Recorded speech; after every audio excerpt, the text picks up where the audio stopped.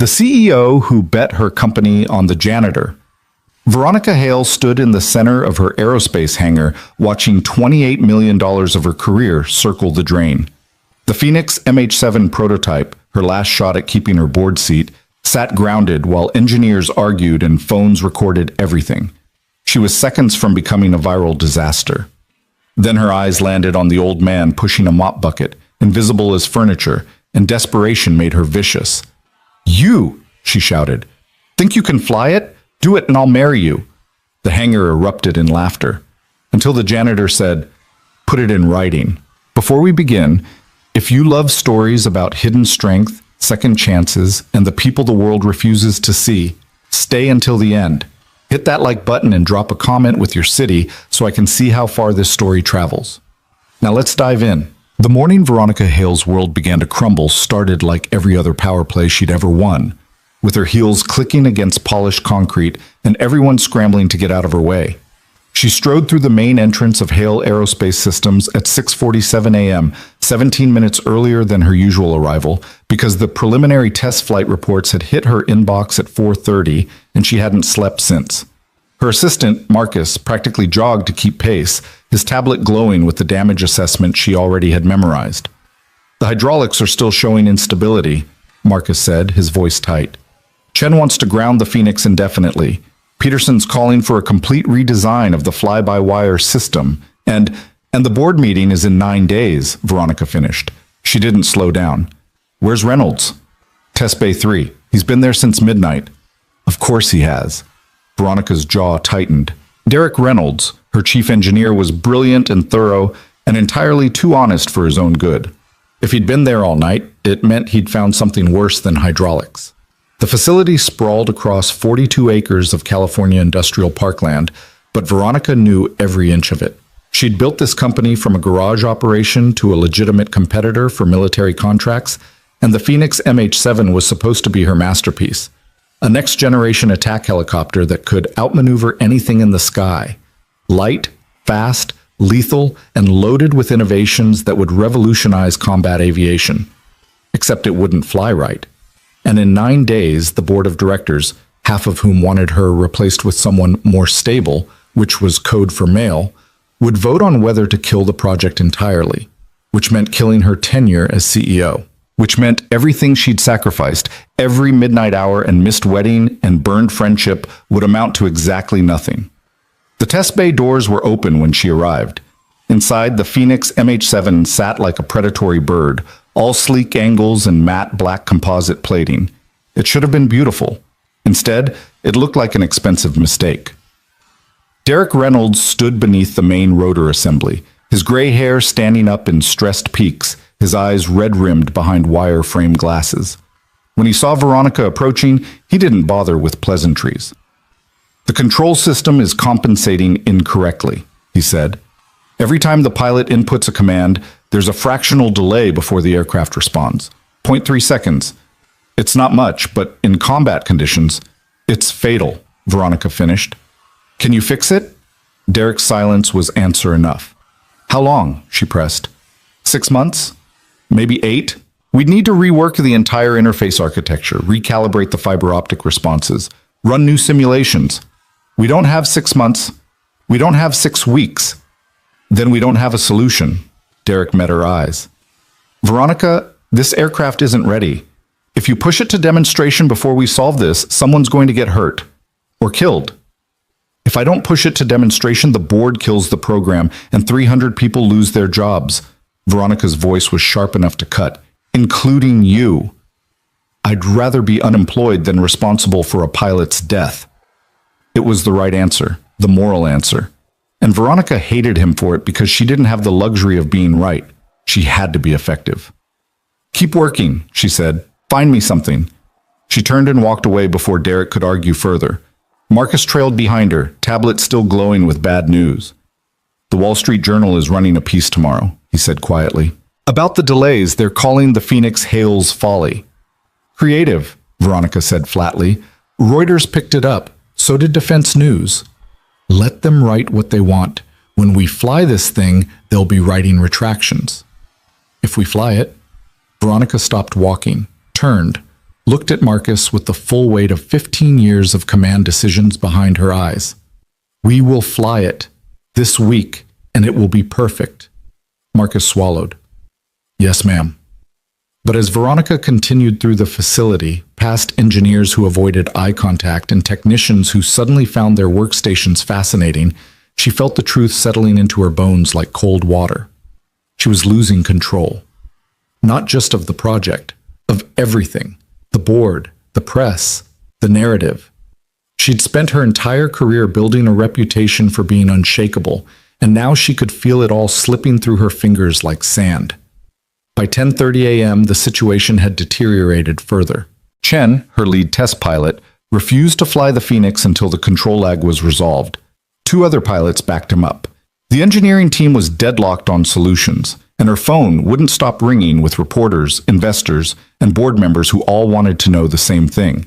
Was Hale Aerospace about to become a cautionary tale? By 2:00 p.m., Veronica was standing in her corner office, 30 floors above the test facility, looking out at the sprawl of buildings and runways that represented everything she'd built. Her reflection stared back from the glass. A woman in her late 40s, dark hair pulled into a ruthless bun, suit sharp enough to draw blood, eyes that had forgotten how to soften. Her phone buzzed. Another board member. She ignored it. Then Marcus knocked and entered without waiting for permission, which meant catastrophe. "James Whitmore just called," he said. "He's bringing the entire board out tomorrow morning. He wants to see the Phoenix fly, or he's calling for an emergency vote to terminate the program." Veronica's blood went cold. James Whitmore was the board chairman and her most vocal opponent.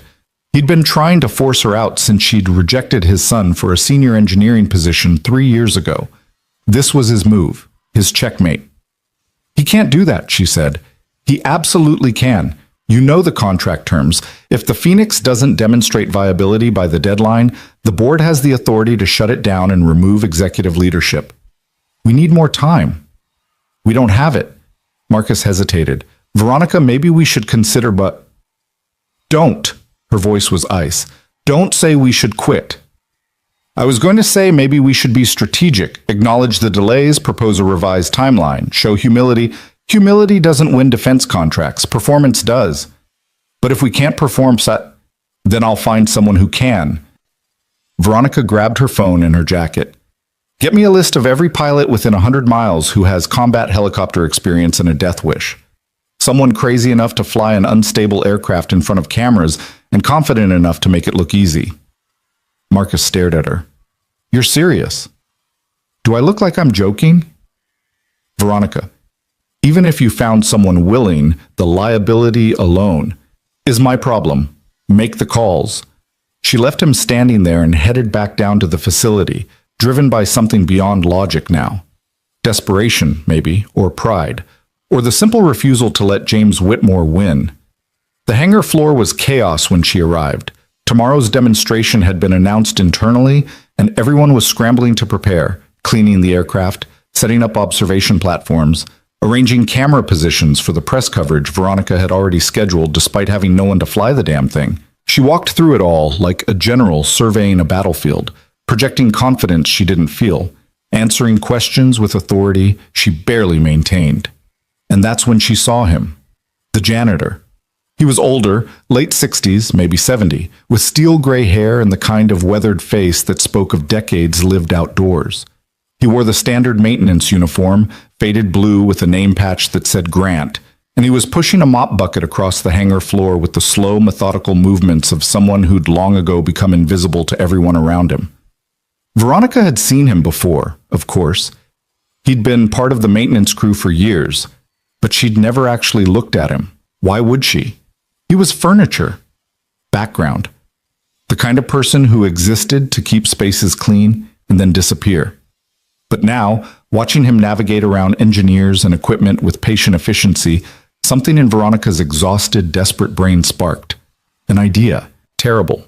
Brilliant. Probably insane. She walked toward him. The janitor, Grant, didn't notice her approach at first. He was focused on his work, methodically cleaning the floor around the Phoenix's landing gear. Up close, Veronica could see the details.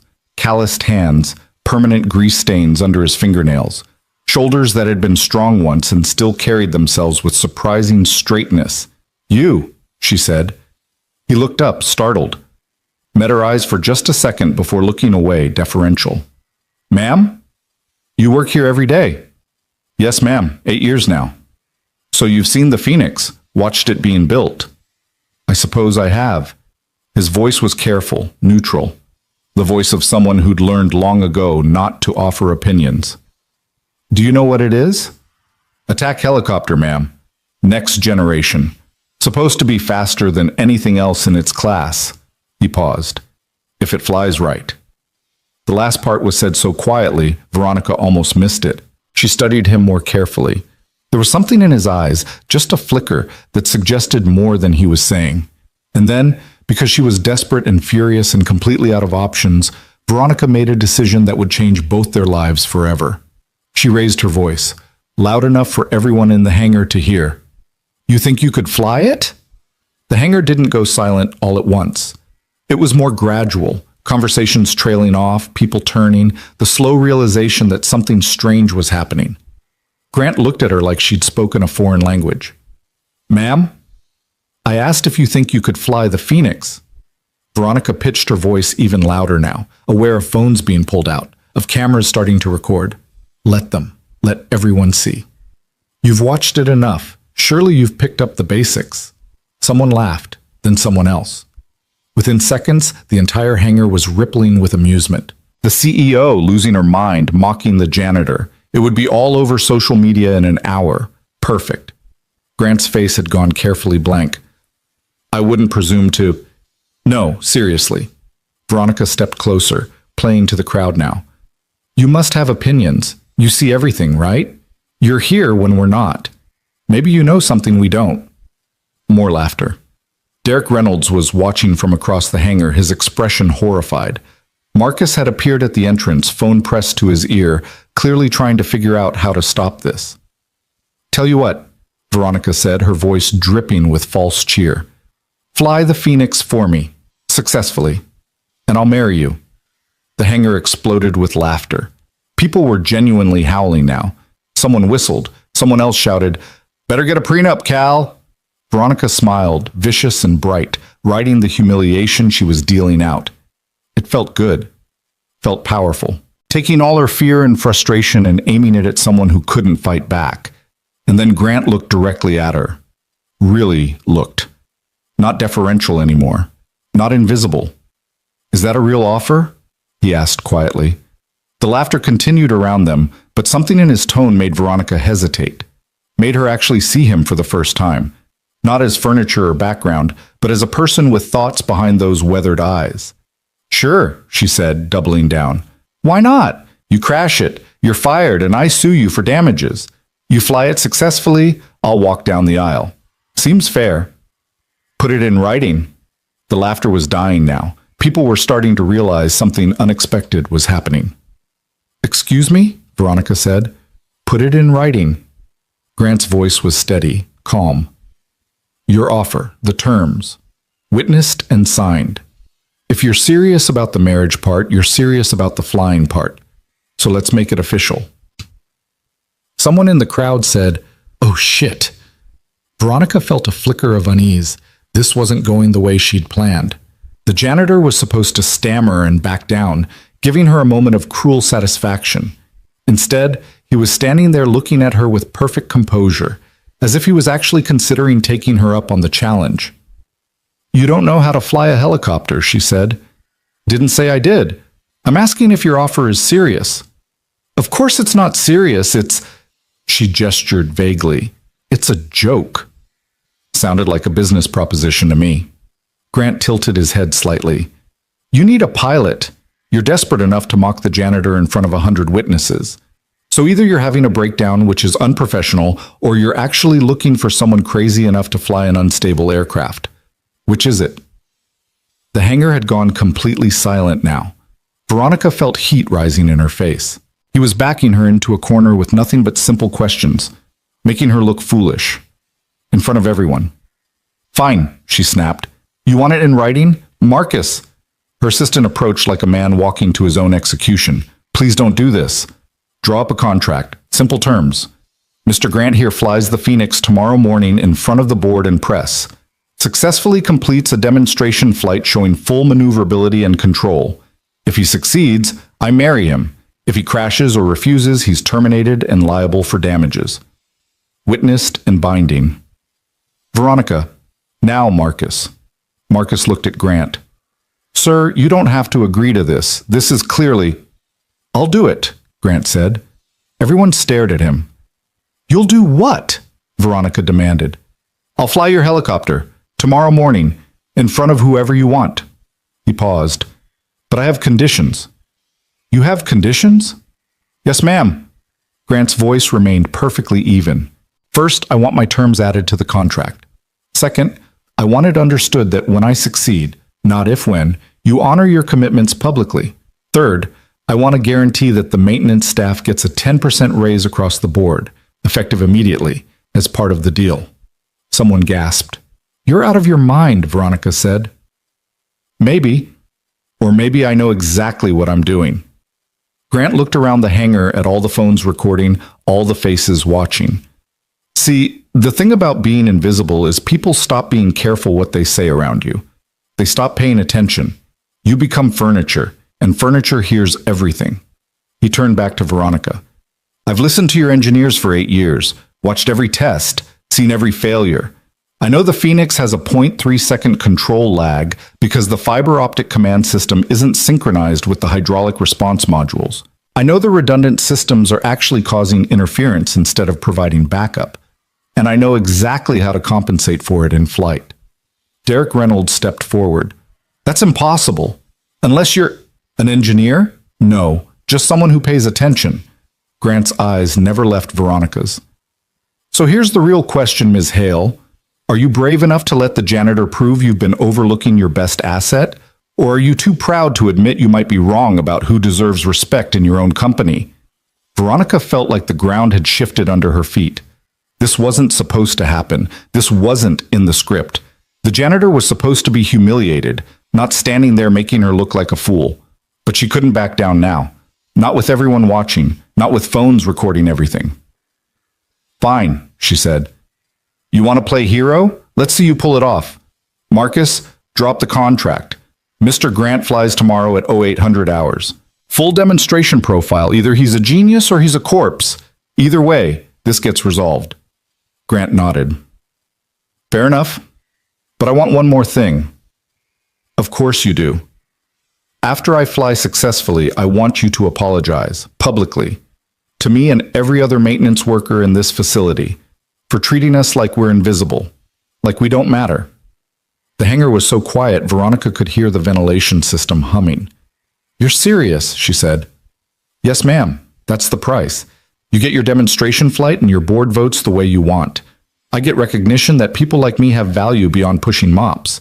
And everyone here gets to watch a CEO learn what humility actually looks like. Veronica wanted to scream, wanted to fire him on the spot, wanted to walk away from this entire nightmare scenario. But she couldn't. Because he was right about one thing. She was desperate, and pride didn't matter nearly as much as survival. Done, she said. Fly the Phoenix successfully, and I'll apologize. Crash it, and you lose everything. I won't crash it. Grant said it with such simple certainty that Veronica almost believed him. Almost. We'll see, she said. 0800 hours tomorrow. Don't be late. She turned and walked away, forcing herself not to look back, not to show any weakness. Behind her, the hangar erupted into chaos, people shouting questions, phones dialing, speculation running wild. Marcus caught up with her at the elevator. Do you have any idea what you just did? Solved my pilot problem. You made a legally binding contract with the janitor to marry him if he successfully flies a $28 million prototype that trained pilots won't touch. Then I guess I'd better hope he's as crazy as he sounds. Veronica stepped into the elevator. Draw up the contract. Make it ironclad. And get me everything we have on Cal Grant. Employment records, background, everything. I want to know exactly who I'm dealing with. The elevator doors closed on Marcus's horrified expression. Veronica leaned against the wall and closed her eyes. Her heart was racing, her hands were shaking. She'd just staked her entire career on the competence of a man whose full name she'd learned 30 seconds ago. But underneath the terror was something else. Something she hadn't felt in months. Hope. Because Cal Grant hadn't looked afraid, hadn't looked uncertain. He'd looked at that helicopter the way she'd seen combat pilots look at aircraft, with recognition, with understanding. And if he was telling the truth about knowing the Phoenix's problems, either I'm a genius or I'm finished, she muttered to the empty elevator. The doors opened on her floor. Veronica stepped out and headed for her office, already planning tomorrow's press release, already calculating the board's reactions, already gambling everything on the idea that sometimes the people you've overlooked are the ones who can save you. Behind her in the hangar, Cal Grant picked up his mop and went back to work. But this time, people were watching him differently.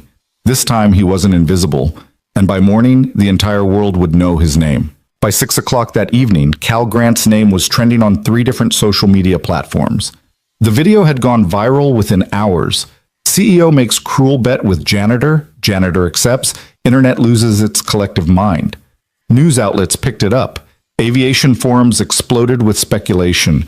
Defense industry analysts were calling it everything from a publicity stunt to a corporate meltdown. And through it all, Cal's phone, an ancient flip model he'd owned for a decade, remained mercifully silent because almost nobody had the number. He sat in his small apartment 15 miles from the facility, eating reheated pasta at a kitchen table scarred by years of use, and tried not to think about what he'd just committed to doing. The apartment was clean but sparse. 1 bedroom, 1 bath, a living room with furniture that had been inexpensive 20 years ago and was now just old. The walls were bare except for a single framed photograph on the bookshelf, a woman with kind eyes and graying hair, smiling at the camera like she had a secret. Cal looked at it for a long moment, then looked away. "Well, Sarah," he said quietly to the empty room, "I finally did something stupid enough to make the news." His phone rang, the flip kind of ring, tinny and insistent. Cal looked at the caller ID and sighed, then answered, "Hi, Rebecca." "Dad, what the hell?" His daughter's voice was tight with the particular kind of stress that came from having your estranged father become a viral sensation. Cal could picture her in her downtown apartment, probably pacing, probably furious. "I saw the video," he said. "Everyone saw the video. Dad, you're all over the internet. People are calling you the janitor pilot and making memes about—" She stopped, took a breath. "What were you thinking?" "I was thinking your old man might still know how to fly a helicopter." "You haven't flown in 15 years. 16, and I didn't forget how."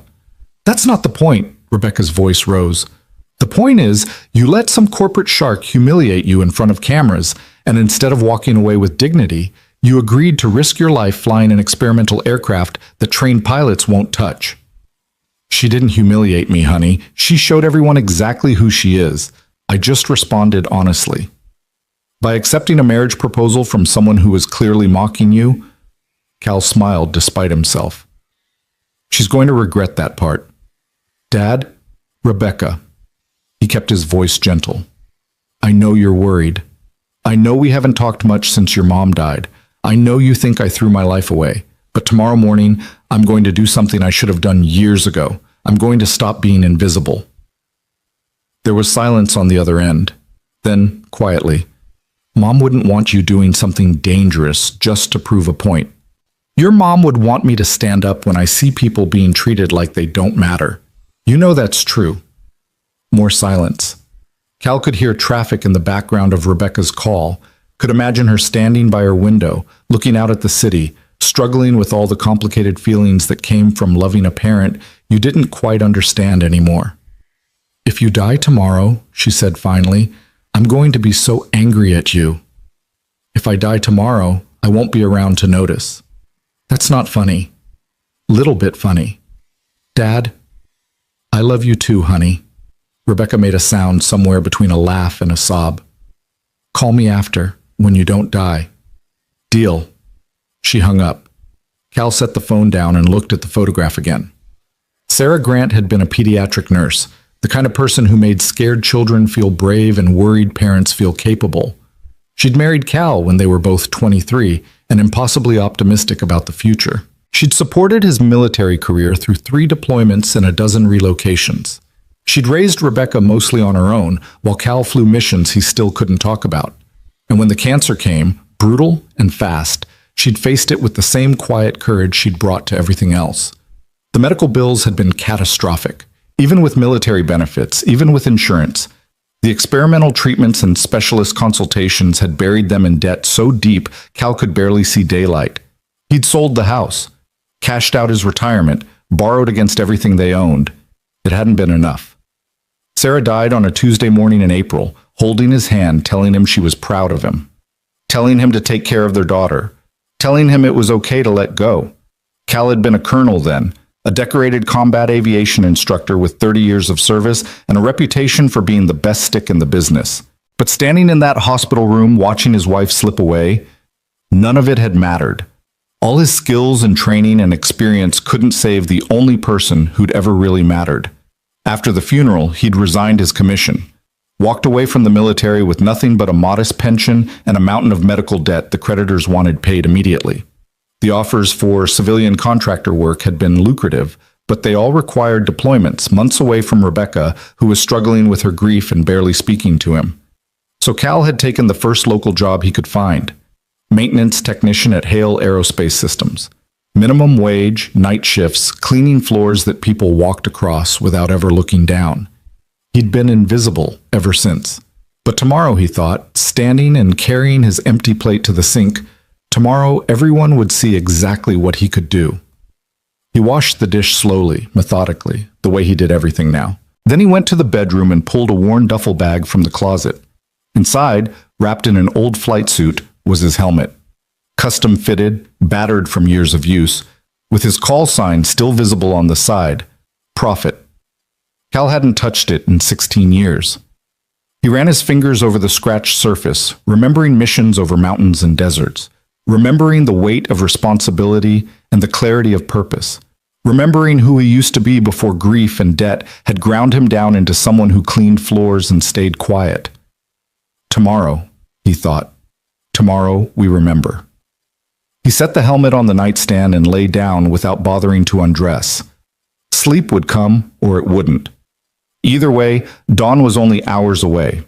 Across the city, in her executive office, Veronica Hale wasn't sleeping either. She sat at her desk, surrounded by documents Marcus had compiled on Cal Grant, and the more she read, the less she understood. "This can't be right," she said. Marcus looked up from his laptop where he was drafting 17 different versions of tomorrow's press release depending on how catastrophically things went. "Which part?"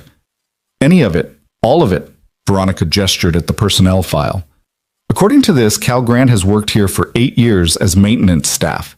Clean record, perfect attendance, 0 disciplinary issues. Before that, there's nothing. No employment history, no references, just a social security number and an address. Maybe he worked under the table, construction, day labor, that kind of thing. For decades?" Veronica flipped through the pages. "His emergency contact is listed as Rebecca Grant, daughter, but there's no other family information, no spouse, no education history, nothing. It's like he appeared fully formed 8 years ago and just started mopping floors." "People fall through the cracks," Marcus said. "Maybe he had a hard life. Maybe he doesn't want to talk about it. Or maybe he's hiding something." Veronica picked up her phone. "I'm calling a background check service, the expensive kind. If Mr. Grant has secrets, I want to know them before he touches my helicopter. It's 1 in the morning. Then they'll charge me extra." She started dialing. "I'm not putting a complete unknown in a $28 million aircraft without knowing exactly who he is." 3 hours later, as false dawn began lightening the sky, Veronica had her answer. She stared at the report on her screen, reading it twice to make sure she wasn't hallucinating from exhaustion. Colonel Calvin James Grant, United States Army, retired, 30 years of service, combat aviation instructor. Multiple decorations including the Distinguished Flying Cross. Thousands of flight hours across 6 different aircraft types. Expert ratings in combat maneuvers, emergency procedures, and advanced aerobatics. Honorable discharge 16 years ago. "Oh no," Veronica whispered. She grabbed her phone and called Marcus. He answered on the first ring, sounding as exhausted as she felt. Please tell me you're calling to cancel. He's a colonel, Marcus. Cal Grant is a retired Army colonel, one of the best combat pilots in his generation. Silence. Then, you're joking. I'm looking at his service record right now. He's not a janitor who happens to know about helicopters. He's a legitimate expert who's been cleaning our floors for 8 years and nobody noticed. Why would someone with that background take a minimum wage maintenance job? I don't know, but I'm about to find out. Veronica stood and grabbed her jacket. Meet me at the facility in 20 minutes. And Marcus, get legal on the phone. I need to know if that contract we drafted is still binding if I was operating under false assumptions about his qualifications. Veronica, if he's actually qualified to fly the Phoenix, doesn't that solve your problem? Solves one problem and creates a dozen others. Move. She hung up and headed for the elevator, her mind racing. All of yesterday's humiliation, the cruel joke, the public mockery, the viral video suddenly looked very different in context. She hadn't been bullying a helpless janitor. She'd been insulting a decorated combat veteran who'd chosen to stay silent and let her make a fool of herself. The question was why. The facility was already crawling with activity when Veronica arrived. The press had been invited for an 0800 demonstration, which meant crews were setting up camera positions and lighting equipment. The board had confirmed they'd be attending in person. And somewhere in the chaos, Cal Grant was probably preparing to make her look like the worst kind of corporate villain. She found Derek Reynolds in the test bay, running final checks on the Phoenix. Tell me the aircraft is ready, she said. Derek looked up, startled. As ready as it's going to be. The control lag is still there, but I've optimized the response curves as much as possible.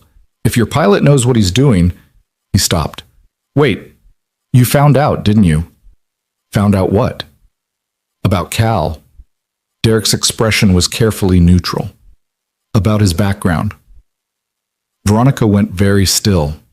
You knew? I suspected. Nobody without aviation experience talks about control systems the way he did yesterday. So I asked around, called a friend at Fort Rucker who might have known him back in the day. Derek pulled off his work gloves.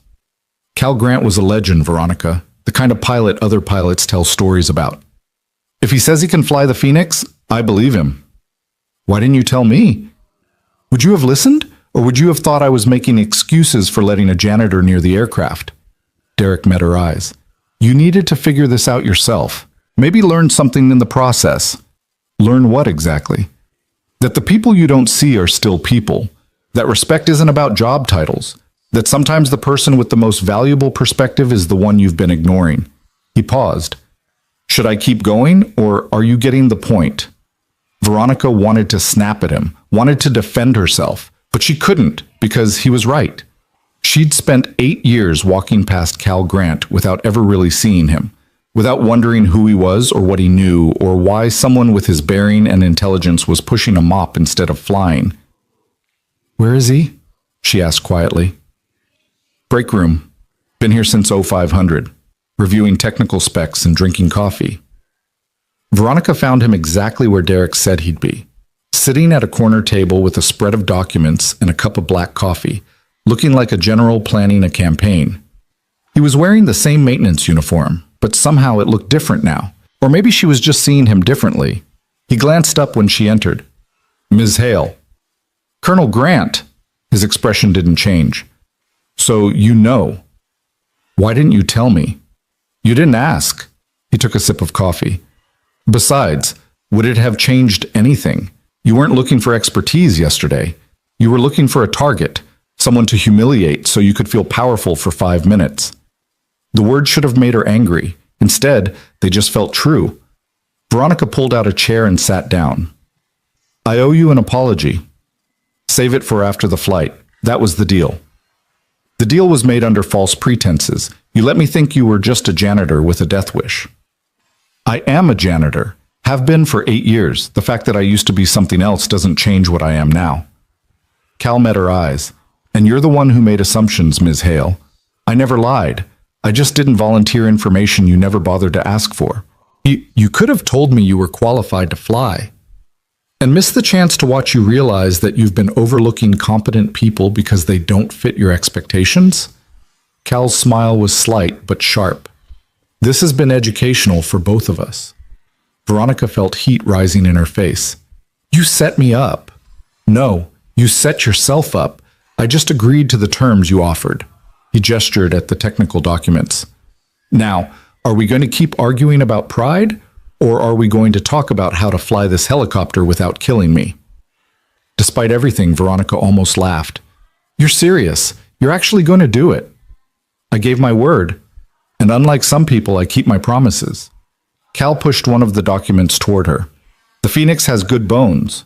The engineering is solid, but your flight control system is trying to be too smart.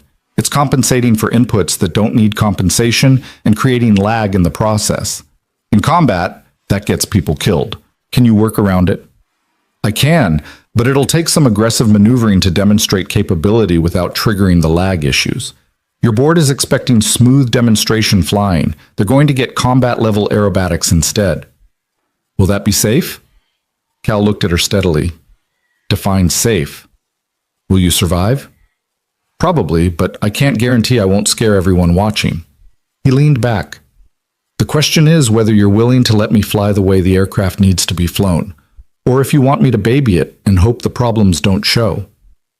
Veronica thought about the board, about James Whitmore, about all the cameras that would be recording every second. Thought about her career and her reputation and everything she stood to lose. Then she thought about the 300 people who worked at this facility, who trusted her to keep them employed, who deserved better than corporate politics and ego. Fly it the way it needs to be flown, she said. Show them what the Phoenix can really do. Cal nodded. Then I need two things from you. First, clear the demonstration area. No observers closer than 200 yards. If something goes wrong, I don't want to take anyone else out with me. Done. What else? After I land, you honor the terms of our contract, all of them, including the apology and the raises for maintenance staff. No hedging, no corporate double talk. You made a promise in front of witnesses, and I expect you to keep it. Even the marriage part? Especially that part. Cal's smile turned genuinely amused. Don't worry, Ms. Hale. I'm not going to hold you to a lifetime commitment based on a moment of desperation, but I am going to make you say yes to something you meant as a joke. Make you feel what it's like to have your words taken seriously when you're used to people dismissing them. Veronica stared at him. This whole thing is a lesson. You're teaching me a lesson. Call it whatever you want, but at 0800 hours, we're both going to learn something about respect. He stood and gathered his documents. Now, if you'll excuse me, I need to do a pre-flight inspection. Unlike some people, I don't believe in taking unnecessary risks. He walked past her toward the hangar. Veronica sat there for a long moment, feeling something she hadn't felt in years. Ashamed. Not of her company or her decisions or even her desperation, but of the casual cruelty she'd shown yesterday. The easy dismissal of someone's humanity because he wore a different uniform than she did. She pulled out her phone and called Marcus. The contract stands, she said. All terms, no modifications. Veronica, if he's actually qualified, the contract stands. And Marcus? After this is over, I want a full review of our maintenance staff. Pay scales, benefits, working conditions, all of it. If we've been underpaying people, we fix it. If we've been ignoring expertise, we promote it. Clear? Crystal clear. Marcus sounded surprised but pleased. I'll start the paperwork. Veronica hung up and headed toward the hangar. The sky outside was brightening toward full dawn. In 90 minutes, the board would arrive. In 2 hours, cameras would be rolling and her entire future would depend on a man she'd tried to humiliate. The Phoenix sat in the center of the hangar, gleaming under the work lights. Cal was walking around it slowly, running his hands over the composite panels, checking connections, moving with the careful precision of someone who'd done this 10,000 times before. Veronica approached quietly, not wanting to interrupt. She's beautiful, Cal said without looking up. Your engineers did remarkable work. If you'd given them 6 more months, they would have solved the control issues completely. We don't have 6 months.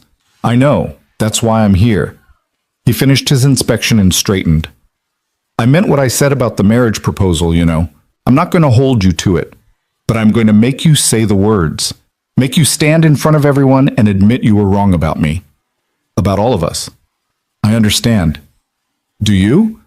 Cal turned to face her fully.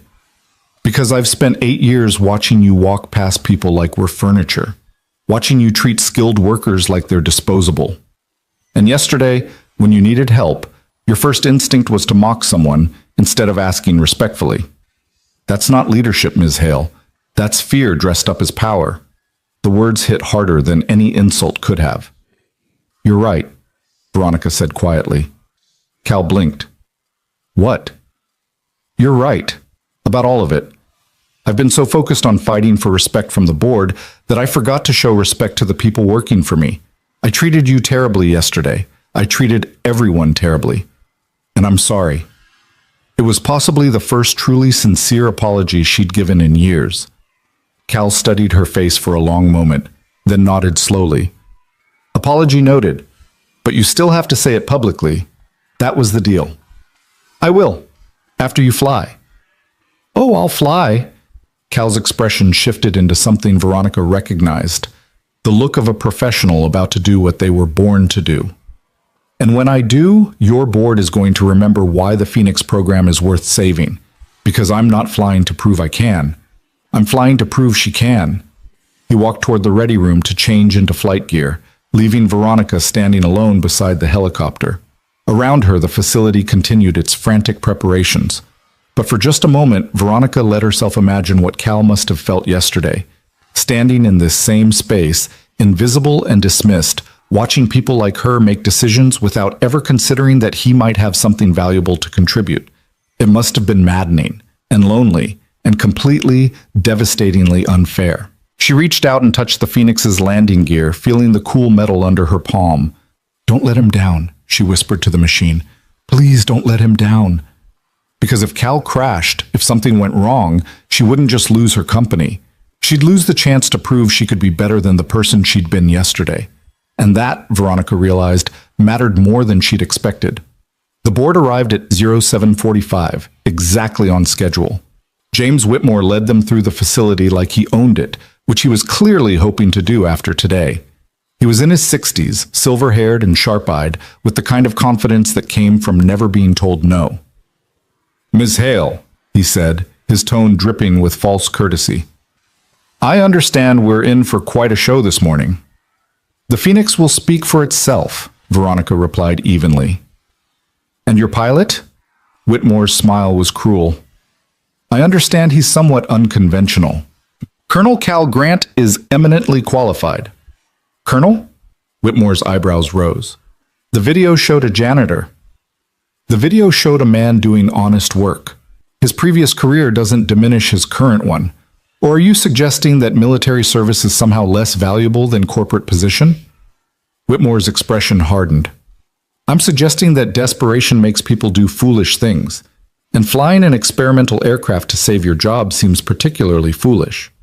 Then you should enjoy the demonstration, Veronica said. One way or another, this gets resolved today. She walked away before he could respond, heading toward the observation area where press and staff were being assembled. The crowd was larger than she'd expected. Word had spread, and everyone wanted to see what happened next in the viral sensation of the janitor who'd challenged the CEO. At exactly 0800 hours, Cal emerged from the ready room in full flight gear. The crowd went silent. He looked different now. Not because the equipment changed him, but because he moved differently. The careful invisibility was gone, replaced by the bearing of someone who knew exactly what they were capable of. He walked across the hangar floor like he owned it, and people instinctively moved out of his way. Veronica met him at the Phoenix. Last chance to back out, she said quietly. Cal smiled. Not a chance in hell. He climbed into the cockpit with practiced ease, running through pre-flight checks while Veronica watched from the ground.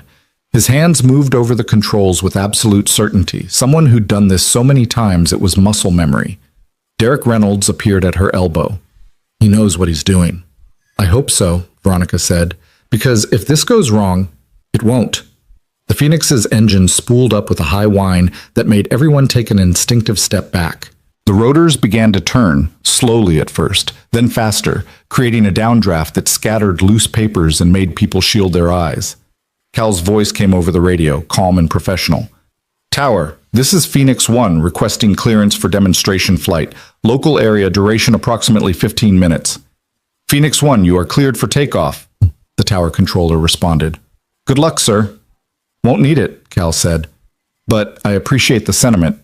The helicopter lifted. The Phoenix rose smoothly, almost delicately, like a predator stretching after a long sleep. Cal brought it to a hover at 50 feet, holding position with the kind of precision that made it look effortless. The helicopter hung in the air as steady as if it were bolted to the sky, and Veronica found herself holding her breath without realizing it. Around her, the crowd had gone absolutely silent. Even the reporters had stopped narrating for their cameras, too transfixed by what they were watching to remember they were supposed to be documenting it. Cal's voice came over the external speakers, projected so everyone could hear. Phoenix demonstrating basic hover control, aircraft responding well to inputs, no unusual vibration or drift. He sounded like he was commenting on the weather, casual, unremarkable, as if he hadn't just taken a prototype aircraft that had terrified trained pilots and made it dance. Then he moved. The Phoenix pivoted on its axis, rotating a complete 360 in what couldn't have been more than 4 seconds. The movement was so smooth, so controlled, that it took Veronica's brain a moment to process that it had happened at all. Then Cal brought the nose down and accelerated forward, building speed so quickly that the helicopter blurred. Derek grabbed Veronica's arm. He's going too fast. He knows what he's doing, Veronica said, but her heart was hammering. Cal took the Phoenix up at a steep angle, climbing hard, the engine screaming with effort. At 200 feet, he rolled the aircraft 90 degrees and held it there, flying sideways across the facility, the rotors parallel to the ground in a maneuver that should have been impossible. Someone in the crowd gasped. Someone else swore. James Whitmore stepped forward, his face pale. That's not a standard demonstration profile. What the hell is he doing? He's showing you what the Phoenix can do, Derek said quietly. Really do. Cal leveled out and came back toward the observation area. But instead of slowing down, he accelerated again, dropping altitude until he was barely 30 feet off the ground and moving fast enough that the rotor wash was bending trees. Then, impossibly, he brought the helicopter to a complete stop in midair. Full speed to 0 in less than 2 seconds, with no drift, no wobble, nothing but perfect control. The physics of it shouldn't have worked. The Phoenix should have pitched forward for momentum, should have struggled with the sudden change. Instead, it hung there like Cal had simply reached out and grabbed it. Veronica realized her mouth was open. She closed it. Demonstrating rapid deceleration and emergency stop capabilities, Cal's voice said calmly. Control response is excellent, minimal lag noted, and easily compensated. Minimal lag, Derek repeated, stunned. He's making it sound like a minor inconvenience. Because for him, it is, Veronica said. She was beginning to understand something that should have been obvious from the start. Cal wasn't just qualified to fly the Phoenix. He was overqualified in ways she hadn't imagined possible. This wasn't a test for him. It was a demonstration of the gap between good pilots and legendary ones. Cal took the aircraft back up, climbing in a tight spiral that showed off the Phoenix's power-to-weight ratio. At 500 feet, he leveled out and began a series of maneuvers that made Veronica's stomach drop, just watching from the ground. Sharp banks that looked like the helicopter was going to flip over. Sudden drops, followed by pulls that must have been generating massive G-forces. Combinations of movements that were clearly designed to stress every system on the aircraft simultaneously. And through it all, the Phoenix responded like an extension of Cal's body. Precise. Immediate. Perfect. He's not compensating for the lag, Derek said suddenly. He's anticipating it. Every input he makes accounts for the delay before it happens. He's flying 0.3 seconds into the future. Is that possible? Only if you have thousands of hours of experience and reflexes like... Derek stopped. He's doing combat maneuvers. Those aren't demonstration patterns. He's flying this like he's in a firefight.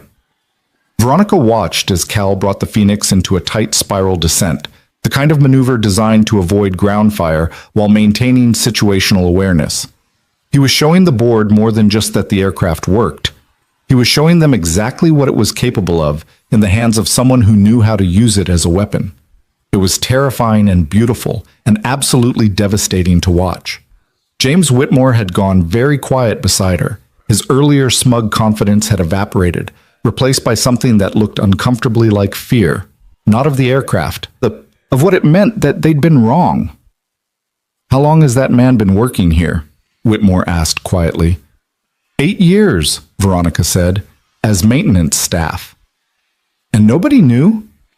Nobody asked?" The words hung in the air between them like an accusation.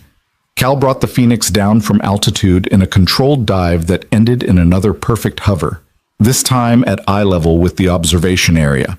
The helicopter hung there, close enough that Veronica could see Cal's face through the canopy. He looked completely calm, almost relaxed, like this was the most natural thing in the world. Then he did something that made every engineer present gasp in synchronized horror. He cut the engines. The Phoenix dropped like a stone, falling 30 feet in complete silence except for the whistle of air through the rotors.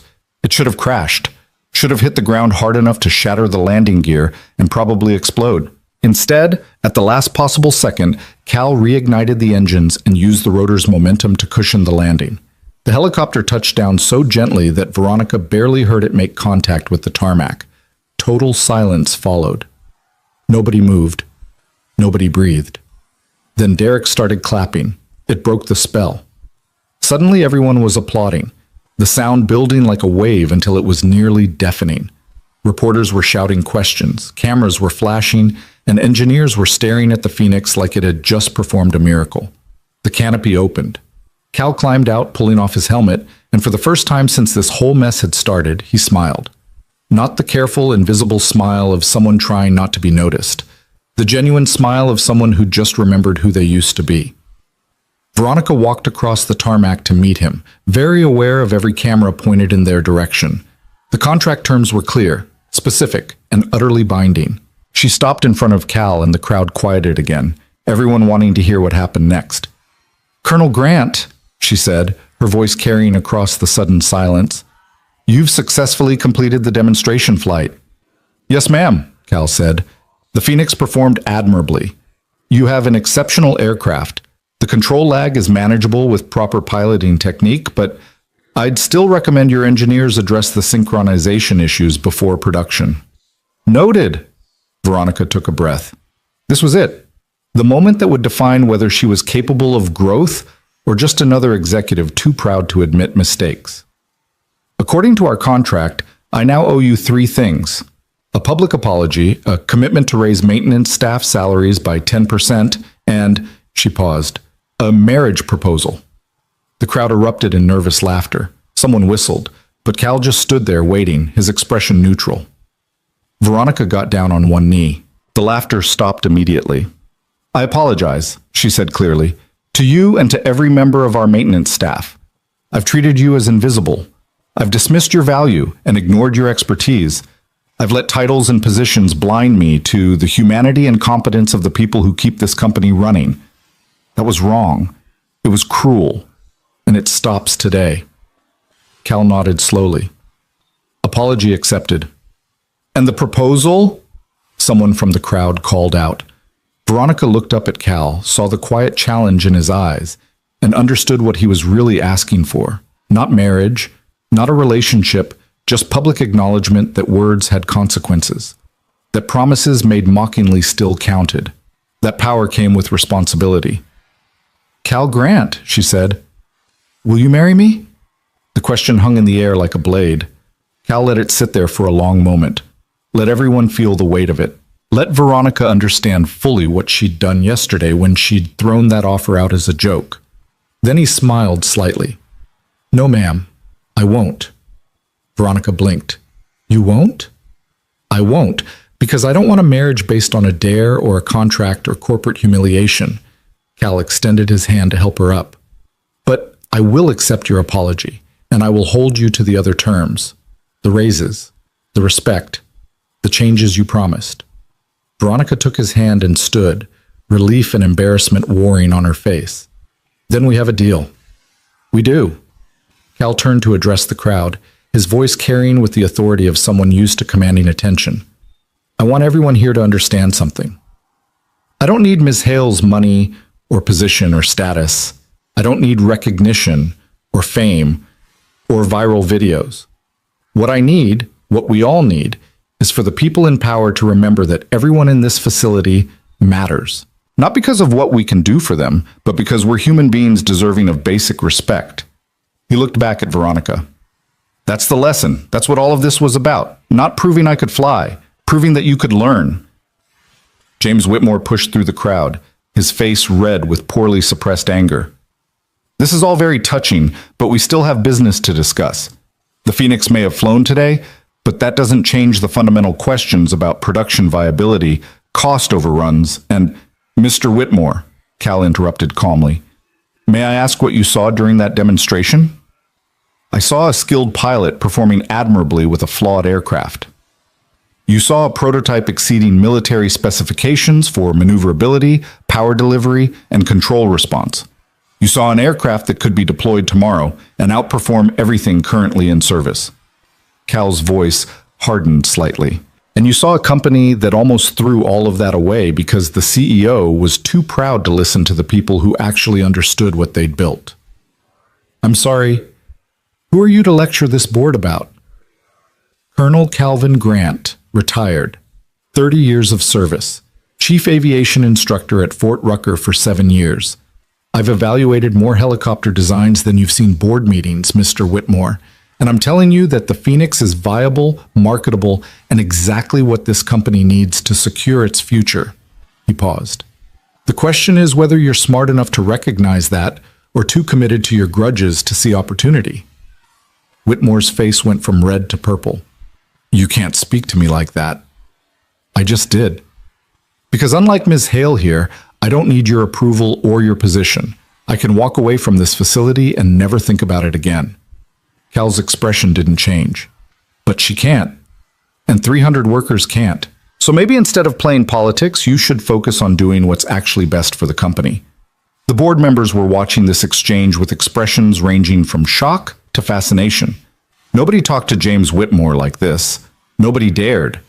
Except Cal clearly didn't care about dares or consequences or any of the social rules that governed corporate behavior. He just cared about truth. Whitmore seemed to realize he was losing the room. He straightened his tie and forced his expression into something more controlled. I'll want a full technical report, independent evaluation, safety analysis. Of course, Veronica said quickly, we can provide all of that. And I'll want to know why we've had a qualified test pilot working as a janitor for 8 years without anyone noticing. That, Veronica said quietly, is an excellent question, and one I intend to answer by reviewing our entire hiring and advancement process. She looked at Cal. Would you be willing to help with that, officially? Cal tilted his head. In what capacity? Chief Test Pilot, Director of Flight Operations. Whatever title makes sense. Full benefits, competitive salary, and actual respect for your expertise. She paused. I know I don't deserve your help after yesterday, but I'm asking anyway. Because you're right about the Phoenix, and you're right about how we've been treating people, and I want to fix both. I have conditions, Cal said. Of course you do. The maintenance raise is non-negotiable. Full 10%, implemented within 30 days. Second, I want quarterly reviews of working conditions across all departments, not just maintenance. If people are being overlooked or underpaid, we fix it. Third, he glanced at Whitmore. I want a seat at the table when production decisions are made. Not to play politics, but to make sure we're actually listening to the people who build and maintain these aircraft. Whitmore looked like he'd swallowed something sour. That's highly irregular. So was putting a janitor in a prototype to save the CEO's job, Cal said mildly. Let's embrace irregular. Despite herself, Veronica almost laughed. I accept your conditions, all of them. Then I accept your offer. Cal extended his hand. But I want it clear that I'm not doing this for you. I'm doing it for everyone else here who deserves better than they've been getting. Veronica shook his hand, feeling the calloused strength in his grip. Understood. The crowd erupted in applause again, but this time it felt different. Less like entertainment and more like genuine relief that something important had just shifted. Derek Reynolds pushed through to clap Cal on the shoulder. That was the best flying I've seen in 20 years. Where the hell did you learn to do that engine cut maneuver? Afghanistan, 2004. Had to put down a Black Hawk with one engine out and the other on fire. Figured if I survived that, I could handle a controlled demonstration. Cal grinned. Though I'll admit the Phoenix made it easier. Your engineering is solid, Derek. You just needed someone willing to push the aircraft hard enough to prove it. I knew you were good when you described the control systems yesterday, Derek said. But that, he gestured at the helicopter. That was art. That was necessity. The board needed to see capability, not caution. Cal looked at Veronica. Your company builds excellent machines, Ms. Hale. You just need to trust them enough to let them prove themselves. And trust the people who understand them, Veronica added quietly. I'm learning. Marcus appeared with a tablet and an expression of controlled panic. The video is everywhere. National news, defense contractors calling. 3 different military procurement offices want information about the Phoenix, and he paused. Someone started a GoFundMe to pay for your wedding. Cancel that immediately, Cal said. I'm not marrying anyone for viral entertainment. Already did, Marcus confirmed. But the publicity is actually good for once. The narrative shifted from CEO humiliates janitor to hidden hero saves company. It's the kind of story people want to believe in. Because it's true, Cal said. People want to believe that competence matters more than credentials, that doing good work has value even when nobody's watching, that you can be invisible for years and still matter when it counts. He looked around at the maintenance crew that had gathered at the edge of the observation area, watching everything with careful attention. Cal raised his voice slightly to address them directly. I spent 8 years with you, working third shift, cleaning floors, being invisible. And I want you to know that the raise isn't charity. It's not Ms. Hale being generous. It's recognition of value that was always there. You keep this place running. You notice things that engineers miss. You matter. One of the maintenance workers, an older woman named Maria who'd worked there longer than Cal, stepped forward. You really a colonel? Was. Long time ago. Why didn't you say something? Why let people treat you like... She stopped, searching for words. Like I didn't matter? Cal finished gently. Because I needed to understand what that felt like. Needed to remember that the uniform doesn't make the person. And honestly, I needed a job that let me be close to home when my wife was dying. Pride doesn't pay medical bills, Maria. Sometimes you do what you have to do. Maria's eyes filled with tears. I'm sorry. About your wife. Me too. Cal's voice softened. But she'd be glad about today. About all of this. She always believed that people were better than they thought they were. That they just needed the right push to remember. Is that what yesterday was? Veronica asked quietly. A push? More like a shove, Cal admitted. But you needed it. This whole company needed it. Sometimes you have to break something before you can fix it properly. James Whitmore had been conferring with other board members in low tones. Now he stepped forward again, his expression carefully neutral. Colonel Grant, I'd like to apologize for my earlier skepticism. Your demonstration was impressive, and your points about the Phoenix's capabilities are well taken. Apology accepted, Cal said. But if you're going to listen to me about the aircraft, you need to listen to Ms. Hale about the company. She's fighting to keep people employed, Mr. Whitmore. That's worth more than whatever grudge you're nursing. Whitmore stiffened. I don't hold grudges. Then prove it. Vote to continue the Phoenix program. Give the team the resources they need to refine the control systems. And stop treating this company like a battlefield where your goal is to win instead of to build something worthwhile. You're very free with your opinions. That's what happens when you don't need the job. I can be honest because I have nothing to lose. Cal smiled slightly. Consider it a benefit of hiring people who aren't desperate for your approval. This time, several board members actually laughed. Even Whitmore's mouth twitched toward something that might have been a smile. Fine, Whitmore said. We'll table the termination vote, but I want monthly reports on progress. Real progress, not corporate spin. You'll get them, Veronica promised, and Colonel Grant will be providing technical oversight to ensure accuracy. I look forward to it, Cal said dryly. The board began to disperse, and reporters started shouting questions. Veronica let Marcus handle the press while she walked with Cal back toward the hangar where the Phoenix sat, cooling down from its flight. You didn't have to defend me, she said quietly, to Whitmore, after everything. I wasn't defending you. I was defending the workers who need this company to succeed. You just happen to be the CEO.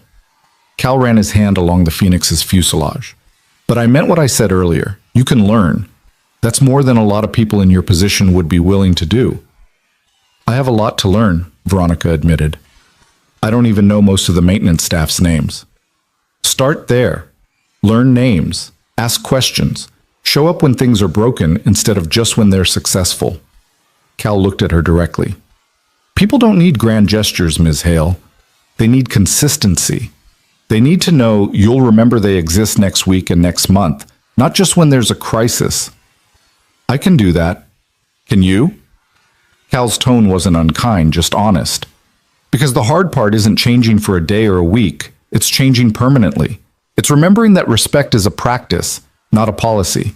And it's staying humble, even when things are going well.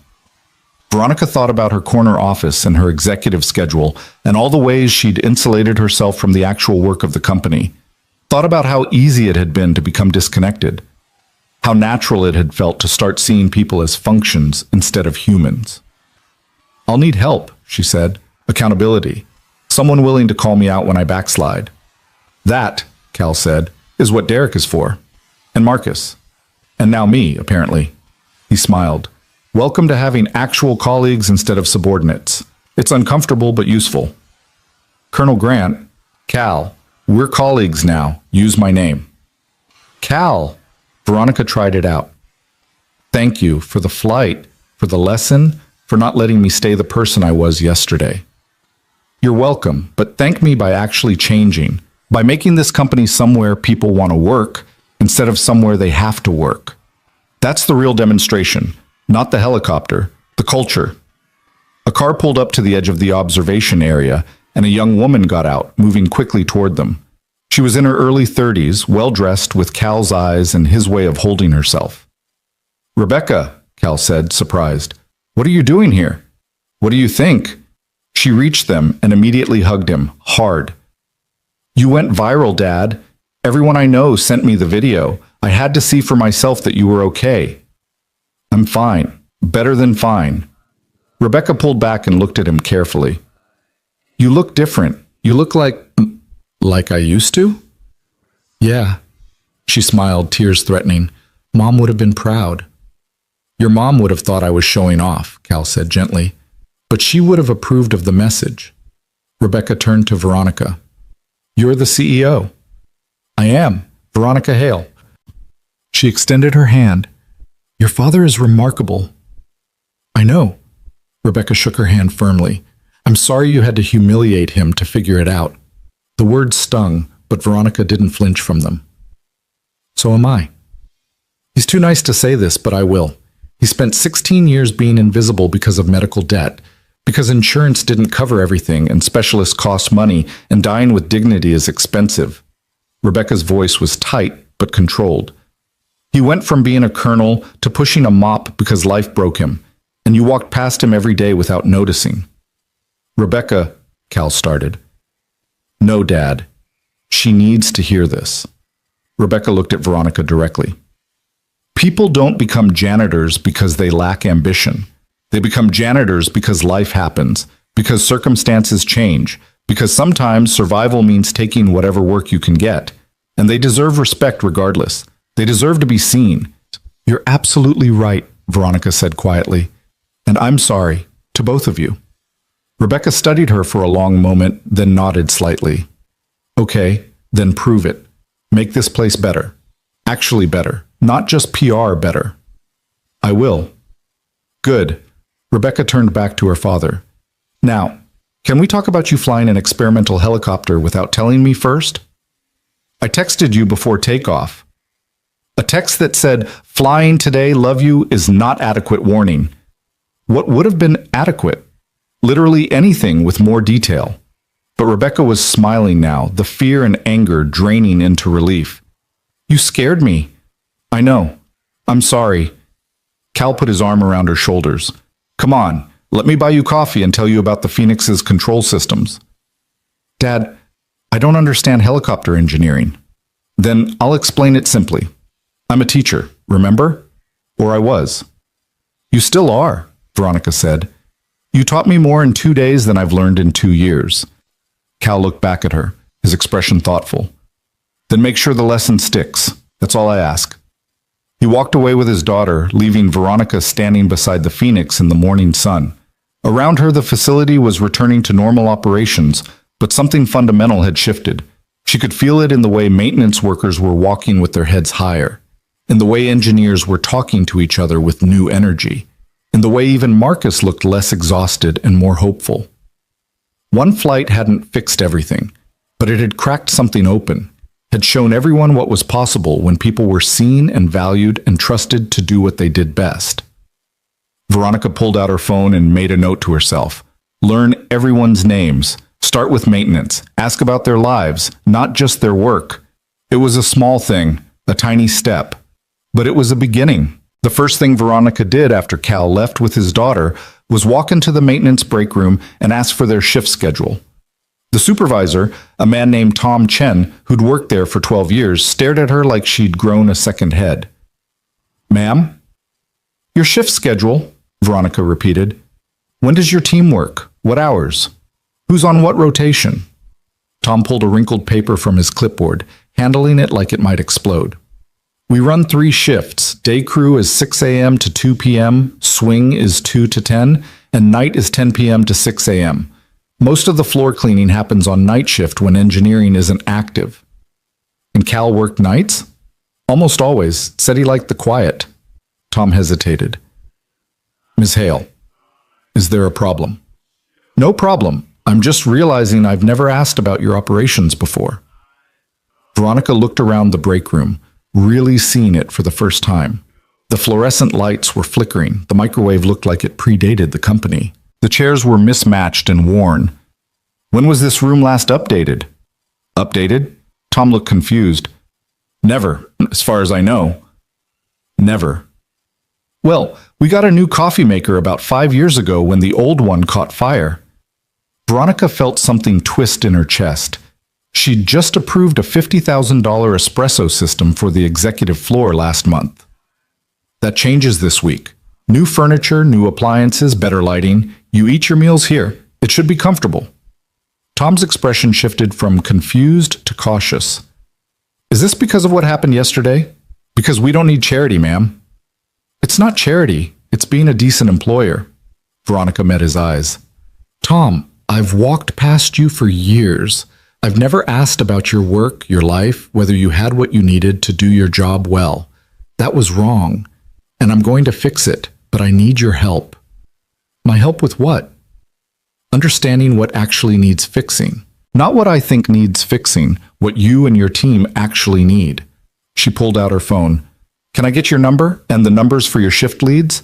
I want to set up meetings, real ones, where I listen instead of talk." Tom stared at her for a long moment, clearly trying to determine if this was genuine or some kind of corporate trap. "You're serious?" "Completely. Cal was right yesterday. I've been treating people like furniture. That stops now. But I can't fix what I don't understand, so I need you to teach me." Slowly, Tom rattled off his number. Veronica added it to her contacts, typing his full name carefully. Tom Chen, maintenance supervisor, 12 years of service. Had a son in college, studying engineering. She made a mental note to ask about him next time. "Thank you," she said. "I'll call you next week to set something up. And Tom, if anyone on your team needs anything before then, anything urgent, you call me directly. That's not a policy. That's a promise." She left Tom standing there looking stunned and headed back to her office. Marcus was waiting outside predictably with 3 different tablets and an expression that suggested the world had continued spinning while she was having revelations in the break room. "The board wants a formal meeting tomorrow," he said, falling into step beside her. "Whitmore is demanding detailed technical reports, cost projections, and a revised production timeline. Also, the Wall Street Journal wants a comment on today's demonstration. So does Reuters, Defense News, and approximately 15 other outlets. And," he paused, "Cal's daughter called my office. She wants to know about his employment contract." "Of course she does. She's protecting him." Veronica entered her office and gestured for Marcus to close the door. What exactly did Rebecca ask? Whether we're paying him fairly, whether his benefits are comprehensive, and whether we're going to try to control his media appearances. Marcus set down his tablets. "She's a lawyer, by the way. Corporate litigation, very sharp." Good. Cal deserves someone looking out for him. Veronica sat behind her desk and immediately felt wrong about it. The distance, the power dynamic, the physical reminder that she was above and Marcus was below. She stood again.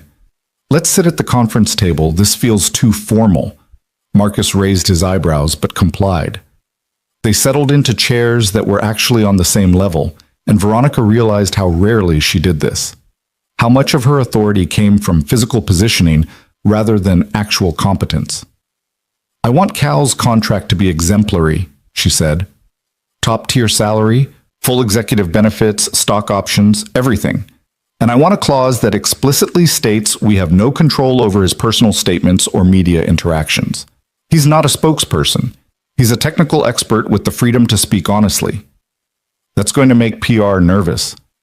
PR can adapt. I'm not muzzling someone for telling the truth just because it might be inconvenient. Veronica pulled out her phone and started making notes. I also want a full audit of our compensation structure. Every department, every level. If we're underpaying people relative to market rates, we fix it. If we're underpaying people relative to their actual contributions, we fix that too. Marcus was quiet for a moment. Then, Veronica, that's going to be expensive. Less expensive than losing good people because we're too cheap to value them properly. Less expensive than another viral disaster because we treated someone badly and they decided to go public. She looked up. And honestly, Marcus, it's the right thing to do. That should be reason enough. It should, Marcus agreed quietly. I'm glad you're realizing that. You could have said something before all this. You could have told me I was becoming someone I shouldn't be. I tried, several times. You told me that sentiment doesn't run companies, results do. Veronica winced. I said that? Multiple times. Usually right after someone complained about working conditions or asked about raises. Marcus leaned back. You weren't always like this, you know. When you started the company, you knew everyone's names. You remembered birthdays. You cared about people as people, not just as labor resources. What changed? Success, and the board, and the constant pressure to grow faster, earn more, beat competitors. Marcus shrugged. You started measuring everything by metrics and forgot that some things can't be quantified, like respect, like basic human decency. The words hurt precisely because they were true. Veronica had let the fight for success turn her into someone focused solely on winning, regardless of the cost to others. She'd become the kind of leader she would have despised when she was younger. Help me remember, she said quietly. When I start slipping back into old patterns, when I start treating people like numbers instead of humans, call me out. Please. That's a dangerous offer, Marcus said. You might not like what I have to say. I definitely won't like it, but I need to hear it anyway. She met his eyes. I'm serious, Marcus. I don't want to be that person anymore, but I need accountability to make sure I actually change. Marcus studied her for a long moment, then nodded. Okay, but fair warning, I'm keeping a list. A list? Of all the things you've done over the past 2 years that I've wanted to address but didn't, because you weren't ready to hear it. Now that you're asking, you're going to get the full download. Veronica felt a flutter of anxiety. How long is this list? Long enough that we should probably schedule a separate meeting just to go through it. That bad? Let's just say yesterday's performance wasn't an isolated incident. It was the culmination of a pattern. Marcus's tone was gentle but firm. You ready for that conversation? Veronica thought about saying no, thought about making excuses or deflecting, but Cal's voice echoed in her head. Respect is a practice, not a policy. And practices required consistency, even when it was uncomfortable. Yes, she said. Schedule it. Tomorrow afternoon. Block out 2 hours. And Marcus? Thank you. For staying. For caring enough to keep that list. A lot of people would have just left. I thought about it, Marcus admitted. But I kept hoping you'd remember who you used to be. Looks like Cal just accelerated the timeline. They spent the next hour working through the immediate crisis management, press statements, board preparations, technical documentation. But underneath the logistics, Veronica felt something shifting in their dynamic. Less hierarchy, more partnership. Marcus started offering opinions instead of just options, and Veronica found herself actually listening instead of just waiting for her turn to decide. It was strange, uncomfortable, and significantly better than the way they'd been working before. By early evening, Veronica had done something she hadn't done in 3 years. She left the office before dark. She drove to the address Rebecca had reluctantly provided after Veronica had called and asked, not demanded, asked, if she could speak with Cal about his employment contract in person. Rebecca had been skeptical, but agreed, warning that if Veronica was planning any corporate manipulation, she'd regret it. Cal's apartment was in an older complex 15 miles from the facility. The buildings were dated but well-maintained, with small balconies and a courtyard that had seen better days. Veronica parked her Tesla next to a row of much older vehicles and felt acutely aware of the wealth gap she was carrying into this space. She found Cal's unit on the second floor and knocked. He answered quickly, still in jeans and a worn t-shirt, looking relaxed in a way he never had at work. "Ms. Hale, I wasn't expecting you." "Veronica, please. And I should have called first. I'm sorry for dropping by unannounced." Cal stepped back. "Come in. Fair warning, it's not much." The apartment was exactly what he'd said. Small, spare, meticulously clean. But it was also clearly a home, not just a place to sleep. There were books on the shelves, actual paper books worn from reading. A photograph of a woman Veronica assumed was Sarah. Plants on the windowsill that were thriving under Cal's care. And on the kitchen table, spread out like a war plan, were technical documents about the Phoenix. "You're still working," Veronica said. "I like to be thorough. Your engineers did good work, but there are refinements that could make the Phoenix exceptional instead of just excellent." Cal gestured to the couch. "Sit. Can I get you anything? Coffee? Water?" "Fair warning, my hospitality options are limited." "I'm fine, thank you." Veronica sat, feeling oddly nervous. This was different from the office, from the public confrontation, from any professional interaction she'd had in years. This was personal. Real. "I wanted to talk about your contract and other things, but mostly I wanted to apologize properly." "You already apologized. Publicly." "That was for show, for the contract terms. This is for me." Veronica looked at him directly. "I was cruel yesterday, Cal. Not just thoughtless or dismissive, actually cruel. I took my fear and frustration and aimed it at someone I thought couldn't fight back. That's not leadership, that's bullying." Cal sat in the chair across from her, his expression neutral but attentive. "Go on." "I've spent 2 years becoming someone I don't recognize. Someone who measures people by their utility instead of their humanity. Someone who forgets that everyone has a story, a history, reasons for being where they are." She swallowed.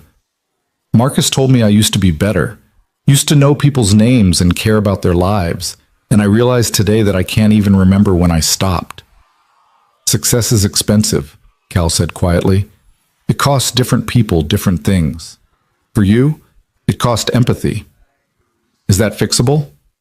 "Depends. Do you want to fix it because you feel guilty or because you genuinely want to be different?" Veronica thought about that, really thought about it. "Both, honestly.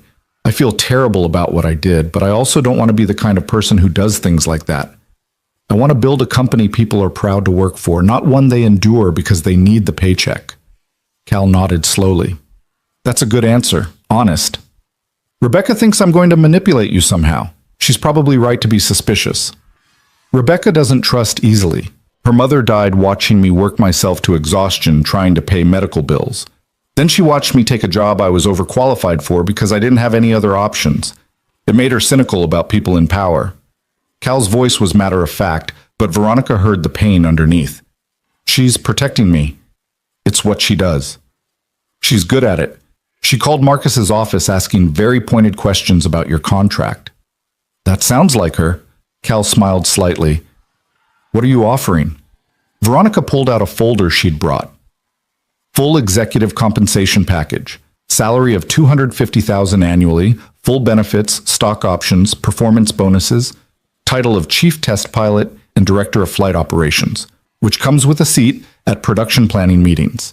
An explicit contractual protection for your right to speak publicly about technical matters without company approval." Cal took the folder and read through it carefully. "This is generous.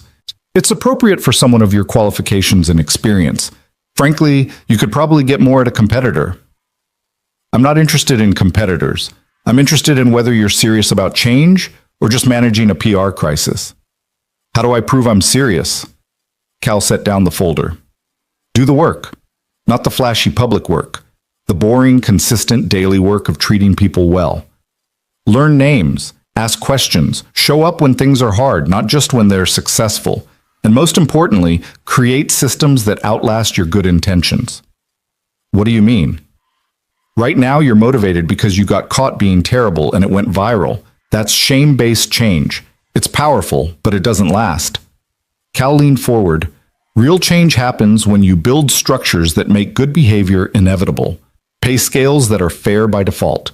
Promotion systems that reward competence over politics. Communication channels where people can raise concerns without fear. That's how you make sure the company stays decent, even when you're having a bad day. Veronica pulled out her phone and started taking notes. Tell me more. They talked for 2 hours. Cal outlined problems he'd observed during his 8 years of watching the company from the bottom. Arbitrary favoritism in promotions, inadequate safety equipment, informal hierarchies that punished people for asking questions, dozens of small cruelties that added up to a toxic culture for anyone not in the executive tier. The engineers are great, Cal said. Smart, dedicated, genuinely trying to build something worthwhile. But they're working in a system that doesn't value collaboration across departments. Maintenance knows things engineering should hear, but there's no mechanism for that communication to happen. So problems get missed until they become crises. How do we fix that? Regular cross-department meetings, not formal presentations, actual conversations where people can share observations without it becoming political. And you need to show up. Not a CEO making judgments, but as a participant who's willing to learn. You're describing a complete culture overhaul. I'm describing what functional organizations do naturally. You've just forgotten because you got too big too fast and didn't build the right foundations. Cal shrugged. It's fixable, but it requires you to be consistently present and consistently humble. Can you do that? I don't know, Veronica admitted, but I want to try. That's good enough for now. Cal picked up the contract folder again. I'll accept this offer on one condition. Name it. You work 1 day a week doing maintenance, not as a publicity stunt, actually doing the work, cleaning floors, emptying trash, maintaining equipment, for a full year. Veronica stared at him. You're serious? Completely. You need to understand what that work feels like, what it's like to be invisible, to have people walk past you like furniture, to do necessary work that nobody acknowledges. Cal's expression was implacable. You put that in the contract as a requirement of my employment, and I'll sign. Otherwise, I'll take a different offer. You have other offers? 3, as of this afternoon. Defense contractors who saw the video. Cal smiled slightly. Turns out viral fame has benefits, but I'd rather stay here if you're actually committed to change. So prove it, do the work nobody else wants to do, and learn what your employees already know. Veronica's first instinct was to argue, to explain why that was impractical, undignified, a waste of her time. Then she remembered standing in front of Cal yesterday, offering marriage as a joke, and feeling the weight of consequence when he accepted. This was the same thing. He was offering her a chance to understand her own cruelty by experiencing what she'd dismissed as beneath her notice. Okay, she said. 1 day a week for a year. I'll have Marcus add it to the contract addendum. Night shift, Cal specified. Tuesdays, 10 p.m. to 6 a.m. That's when you'll see what the company really looks like without the performance of professionalism. Night shift, Tuesday, for a year. Veronica typed it into her notes. Anything else? Yeah, when you're working maintenance, you don't get special treatment. You follow Tom Chen's directions. You do the actual work. You don't delegate or supervise or manage.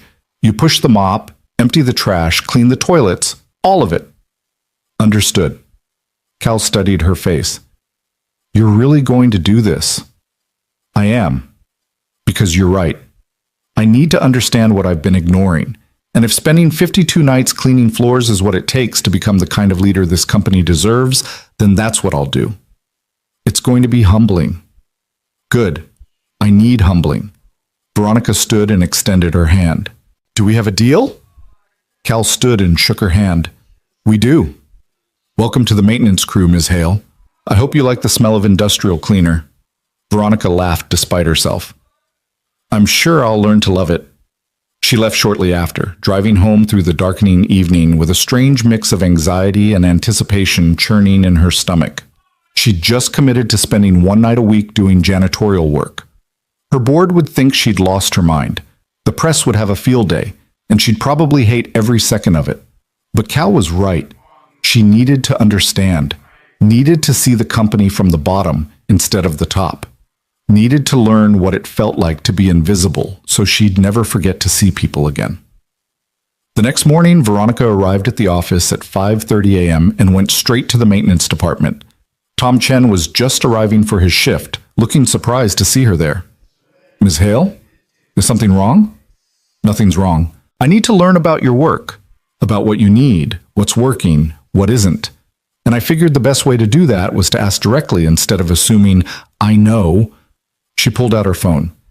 Can we grab coffee and talk? My treat. Tom looked simultaneously wary and intrigued.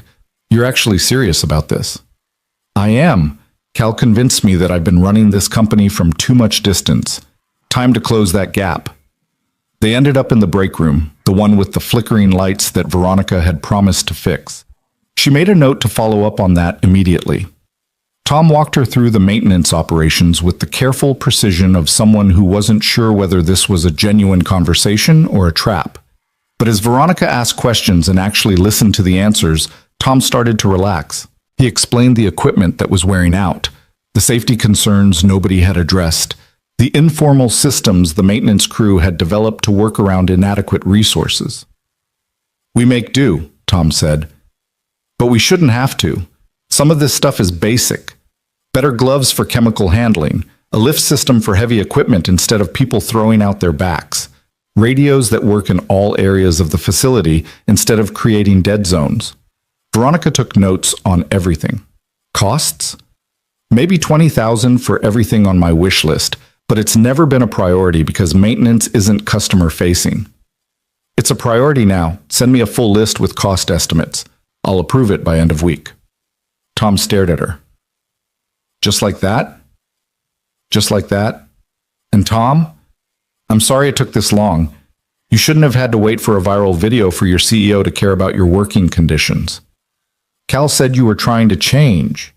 Guess he wasn't kidding. But he wasn't, and I'm going to prove it. Veronica stood. Thank you for the conversation. I'll be back next week for another one. And starting next Tuesday night, I'll be joining your night crew for maintenance shifts. Cal's condition for accepting the director position. Tom's eyebrows shot up. He made you agree to work maintenance? He did, and he was right to. How else am I going to understand what your team deals with every day? Ms. Hale, no offense, but you're going to hate it. Probably, but that's kind of the point. Veronica smiled. See you next Tuesday, Tom. I'll try not to break anything expensive. She left him shaking his head in disbelief and headed up to her office where Marcus was waiting with the full list he'd promised. The list of everything Veronica had done over the past 2 years that needed addressing. It was 11 pages long. I told you it was extensive, Marcus said. Veronica sat down and started reading. Each item was dated, detailed, and devastating. Dismissive comments to employees, decisions made without consulting people who'd be affected. Promises broken because other priorities emerged. A comprehensive catalog of ways she'd failed to be the leader she should have been. By page 6, Veronica had tears in her eyes.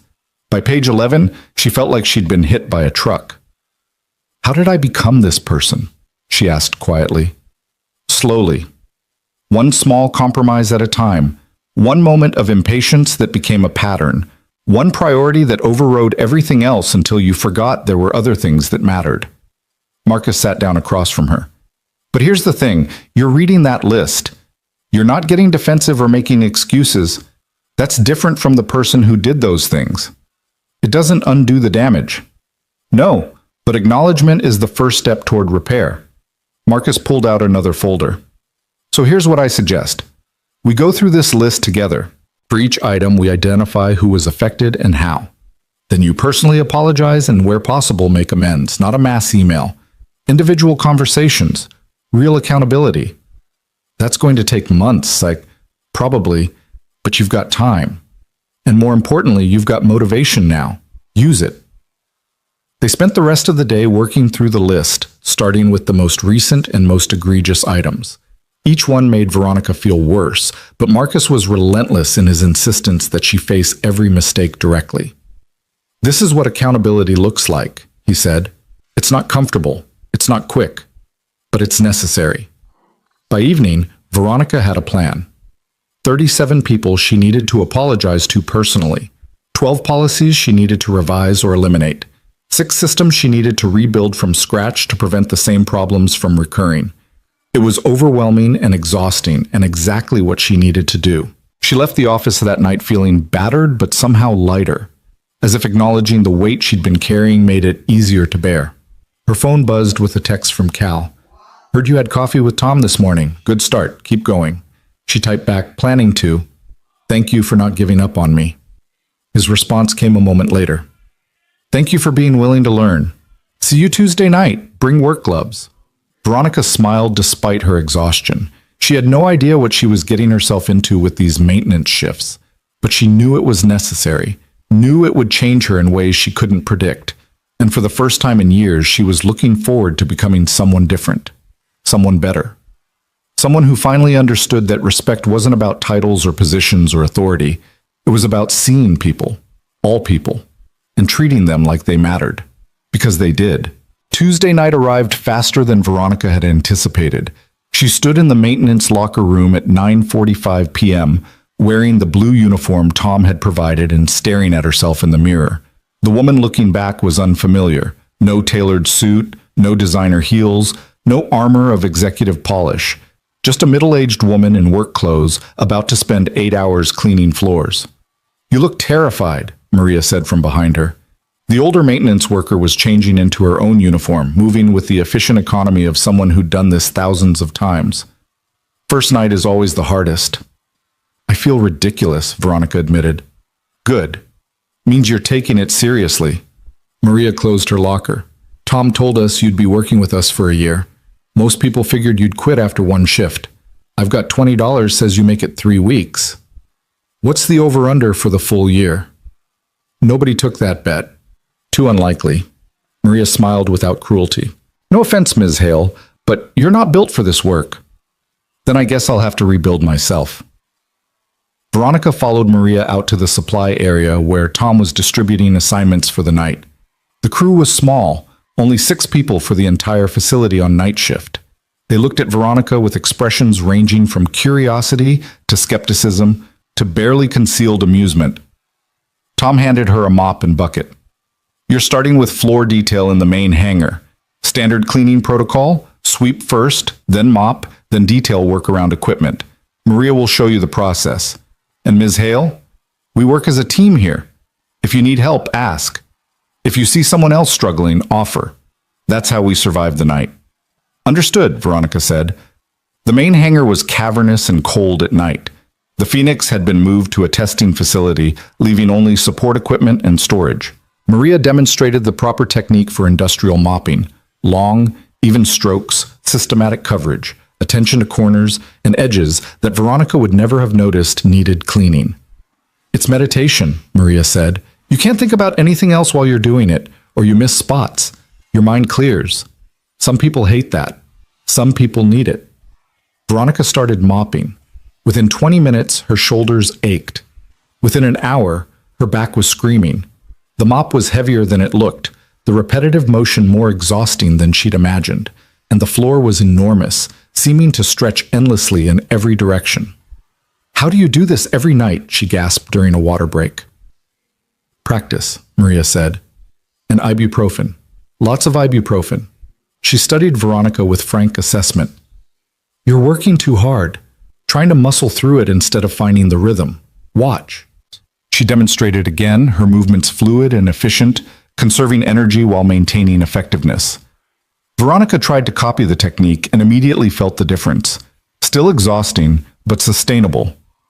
"Better," Maria said. "You'll get the hang of it. Eventually." They worked in silence for a while, the only sounds the swish of mops and the distant hum of ventilation systems. Veronica found herself falling into the rhythm Maria had described, her mind quieting, her awareness narrowing to just the immediate task. It was strange, uncomfortable, and oddly peaceful. "Can I ask you something?" Maria said after a while. "Of course." "Why are you really doing this? And don't give me corporate speak. I want the truth." Veronica paused her mopping. "Because I forgot what it felt like to be invisible. I forgot that people who do work like this are still people with thoughts and lives and value. And I need to remember, viscerally, so I never forget again." Maria nodded slowly. "Cal's idea?" "His condition for taking the job. Smart man. The smartest. He worked my shift for 6 years. Never complained, never acted like he was better than the work, never treated any of us like we were less than him." Maria's voice softened. "When my son was in the hospital, Cal covered 3 of my shifts without being asked.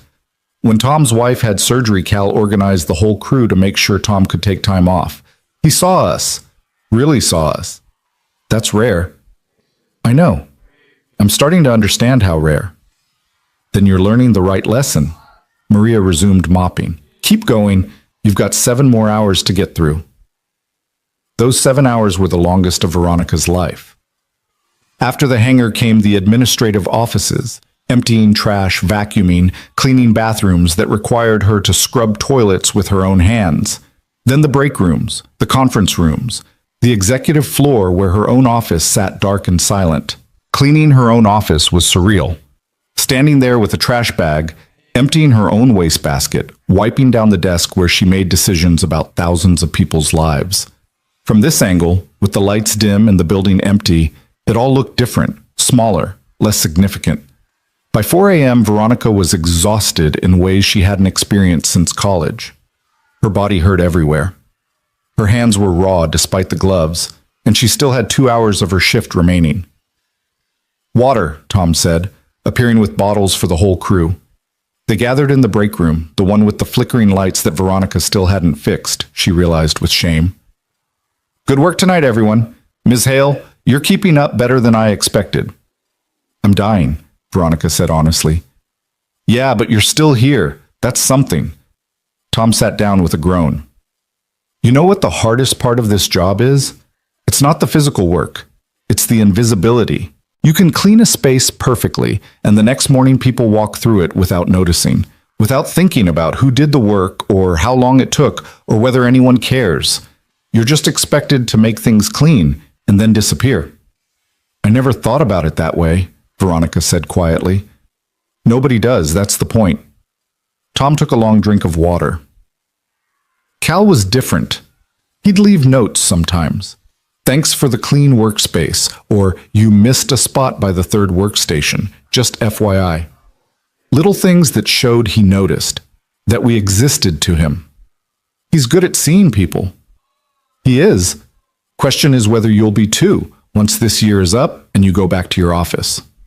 It was a fair challenge. Veronica met Tom's eyes. "I guess we'll find out together. Hold me accountable. All of you. If I start slipping back into old patterns, call me on it." "That's a dangerous offer," Maria said. "We've got a lot of opinions about how this place should run." "Good. I want to hear them." The rest of the shift passed in a blur of exhaustion and detail work. When 6 a.m. finally arrived, Veronica felt like she'd run a marathon.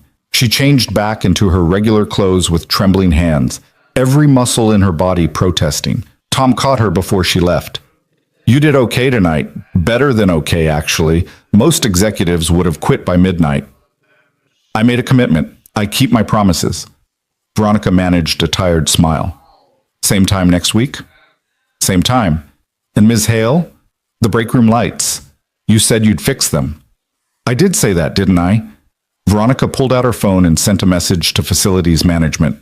"Consider it done. By end of business today." She drove home as the sun was rising, collapsed into bed still wearing half her clothes, and slept for 6 hours straight. When she woke, her entire body was one massive ache. Her phone showed 3 missed calls from Marcus and a text from Cal. "Heard you survived your first shift. Proud of you. Welcome to the real world." She smiled despite the pain and dragged herself to the shower. By the time she made it to the office that afternoon, she felt barely human, but she also felt something else, humbler, more grounded, more aware of the privilege she'd been taking for granted. Marcus took one look at her and laughed. "You look like you got hit by a truck." "I feel worse than that." Veronica lowered herself carefully into a chair. "How do people do that work every single night?" "Because they don't have a choice. Because bills need paying and families need feeding, and sometimes you do hard work because it's what's available." Marcus handed her coffee. "Learning experience. Profound one." She sipped the coffee gratefully. "The break room lights are fixed, by the way, and I want a full ergonomic assessment of all maintenance equipment. If we can make that work less physically punishing, we should. I'll add it to the list." The list had become their shared project, a living document of changes needed, promises to keep, and people to make amends to. They worked through it systematically over the following weeks, with Veronica personally reaching out to everyone she'd wronged. Some conversations were harder than others. The engineer she'd publicly humiliated for questioning a design decision. The project manager she'd blamed for delays that weren't his fault. The administrative assistant she'd fired without warning during a budget crisis. Each conversation required Veronica to sit with her own shame and offer genuine apology without excuses or justifications. Some people accepted graciously, some needed time, and some simply acknowledged the apology without forgiveness, which Veronica learned to accept as their right. Meanwhile, Cal was transforming the flight operations department. He'd brought in a cross-functional team approach that had engineers, maintenance staff, and pilots working together from the design phase forward. The Phoenix's control lag issues were being methodically addressed, not through top-down mandates, but through collaborative problem-solving that incorporated insights from everyone who touched the aircraft. "This is how it should have been done from the start," Derek told Veronica during a progress meeting 6 weeks after the demonstration flight. "Cal's got maintenance techs identifying potential failure points before they become problems. He's got pilots providing real-world feedback on control responses. It's messy and democratic and about 10 times more effective than our old process. How much longer until we can begin production testing? 3 months, maybe 4. But when we do, this aircraft is going to be genuinely exceptional, not just functional. Exceptional." The board meeting that followed was tense but productive. James Whitmore had softened considerably after watching the Phoenix demonstration video approximately 15 times, according to sources. He still asked hard questions, but now they were legitimate concerns about production timelines and market viability rather than political maneuvering. "The Phoenix program continues," Whitmore announced formally.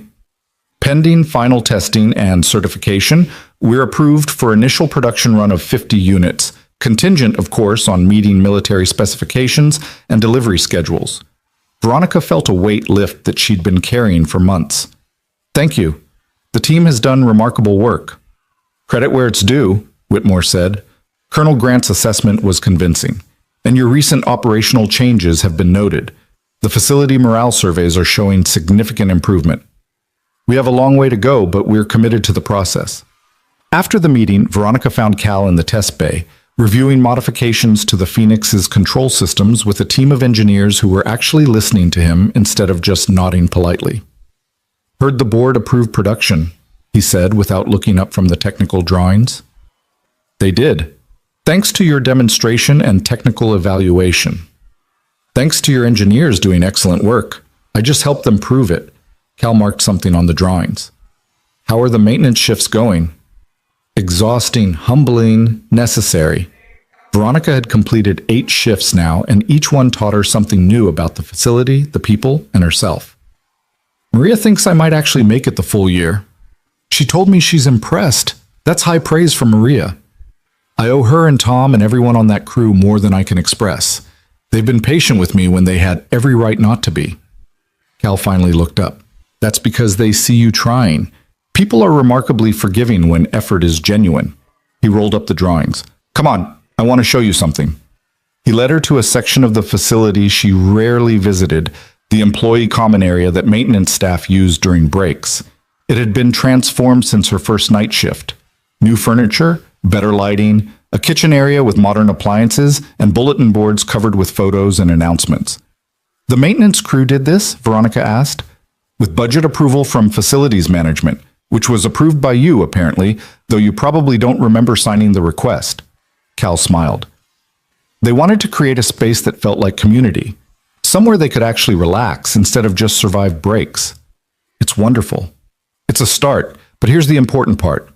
Cal pointed to a large board near the entrance covered in handwritten notes. This is the suggestion system the crew created. Anonymous submissions for facility improvements, safety concerns, operational issues. And look at the responses. Veronica read through the notes. Each suggestion had a response from management, sometimes Cal, sometimes Derek, sometimes department heads.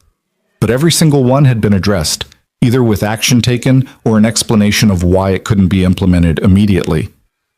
You're actually listening to them, she said. We're actually listening. You approved every resource request that came through. You changed policies that needed changing. You showed up for those cross-department meetings I suggested, even when it was inconvenient. Cal met her eyes. You're doing the work, Veronica, the real work, not just the performative kind. It doesn't feel like enough. It never does, but it's more than most leaders ever attempt. He gestured back toward the main facility. Come on, I want you to see the Phoenix's latest modification. The testing facility housed the upgraded prototype, now featuring the refined control systems that Cal's team had been developing. It looked almost identical to the original, but Veronica could see subtle differences in the cockpit instrumentation and control interfaces. We've reduced the control lag from 0.3 seconds to 0.08, Cal explained. Almost imperceptible, even at high speed. The fiber optic synchronization is clean, the hydraulics are responsive, and the redundancy systems actually function as intended instead of creating interference. Can I see it fly? Better, you can fly it. Veronica stared at him. What? You heard me? I've been training civilian certification pilots on the Phoenix's systems. You're the CEO. You should understand how it handles. Cal smiled at her expression. Don't worry, I'll be in the co-pilot seat, and we'll start with basic maneuvers. No combat aerobatics on your first flight. 20 minutes later, Veronica was strapped into the pilot seat, wearing a flight helmet and trying to remember how to breathe normally. Cal sat beside her, calm and reassuring, walking her through the pre-flight checklist. Control column is straightforward. Collective for altitude, cyclic for direction, pedals for tail rotor. The Phoenix is responsive, but forgiving. She'll tell you what she needs if you listen. I can't believe I'm doing this, Veronica said. You wanted to understand your company from every angle. This is part of it. Cal's voice was steady in her headset.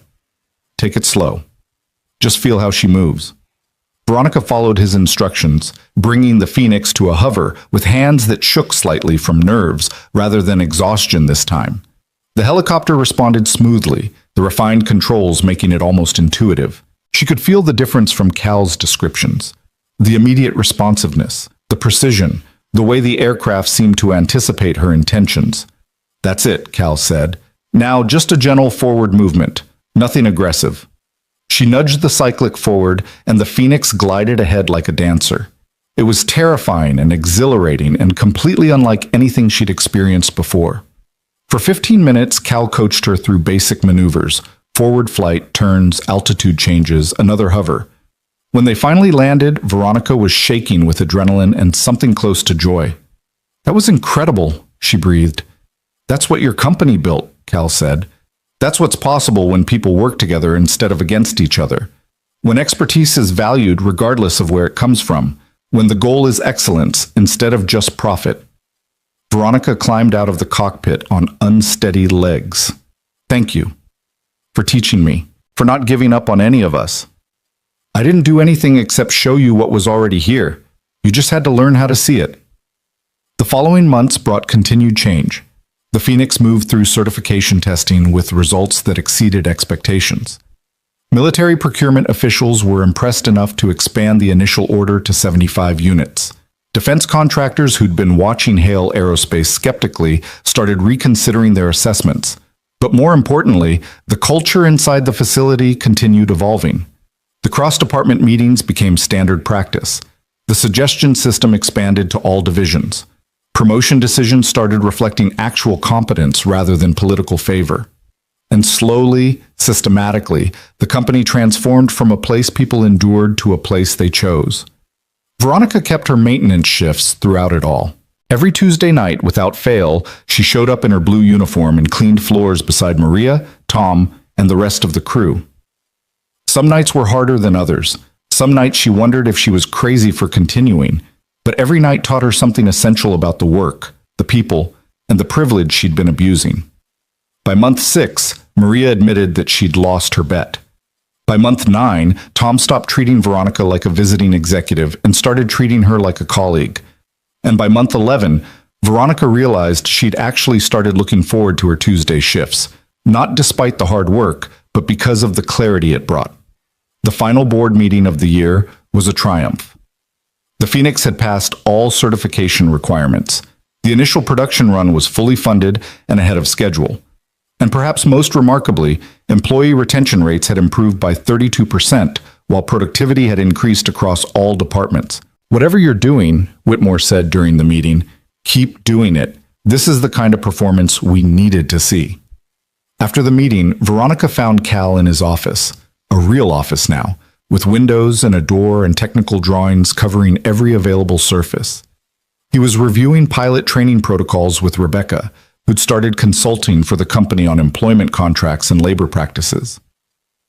Congratulations on the board results, Rebecca said, looking up from her laptop. Sounds like the Phoenix program is secure. It is, thanks in no small part to your father's expertise and willingness to put up with my initial incompetence. She's being modest, Cal said. The Phoenix succeeds because the entire team made it work. I just helped coordinate. You revolutionized how we operate, Veronica corrected. And you did it by insisting we treat people with respect. That's not coordination, that's leadership. Rebecca smiled. He's good at that, though it took him a while to remember. Hey, Cal protested mildly. Dad, you spent 8 years pushing a mop because you forgot you had value beyond your ability to solve problems for other people. Don't pretend you weren't struggling. Cal's expression softened. Fair point. Veronica watched the easy affection between them and felt something shift. In the year since Cal had flown the Phoenix, he'd changed too.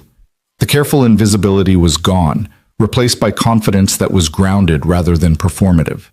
He'd rebuilt his relationship with Rebecca through weekly dinners and honest conversations about grief and loss and moving forward. He'd become genuinely integral to the company's operations, not as a figurehead, but as someone whose expertise shaped real decisions. And Veronica had changed alongside him.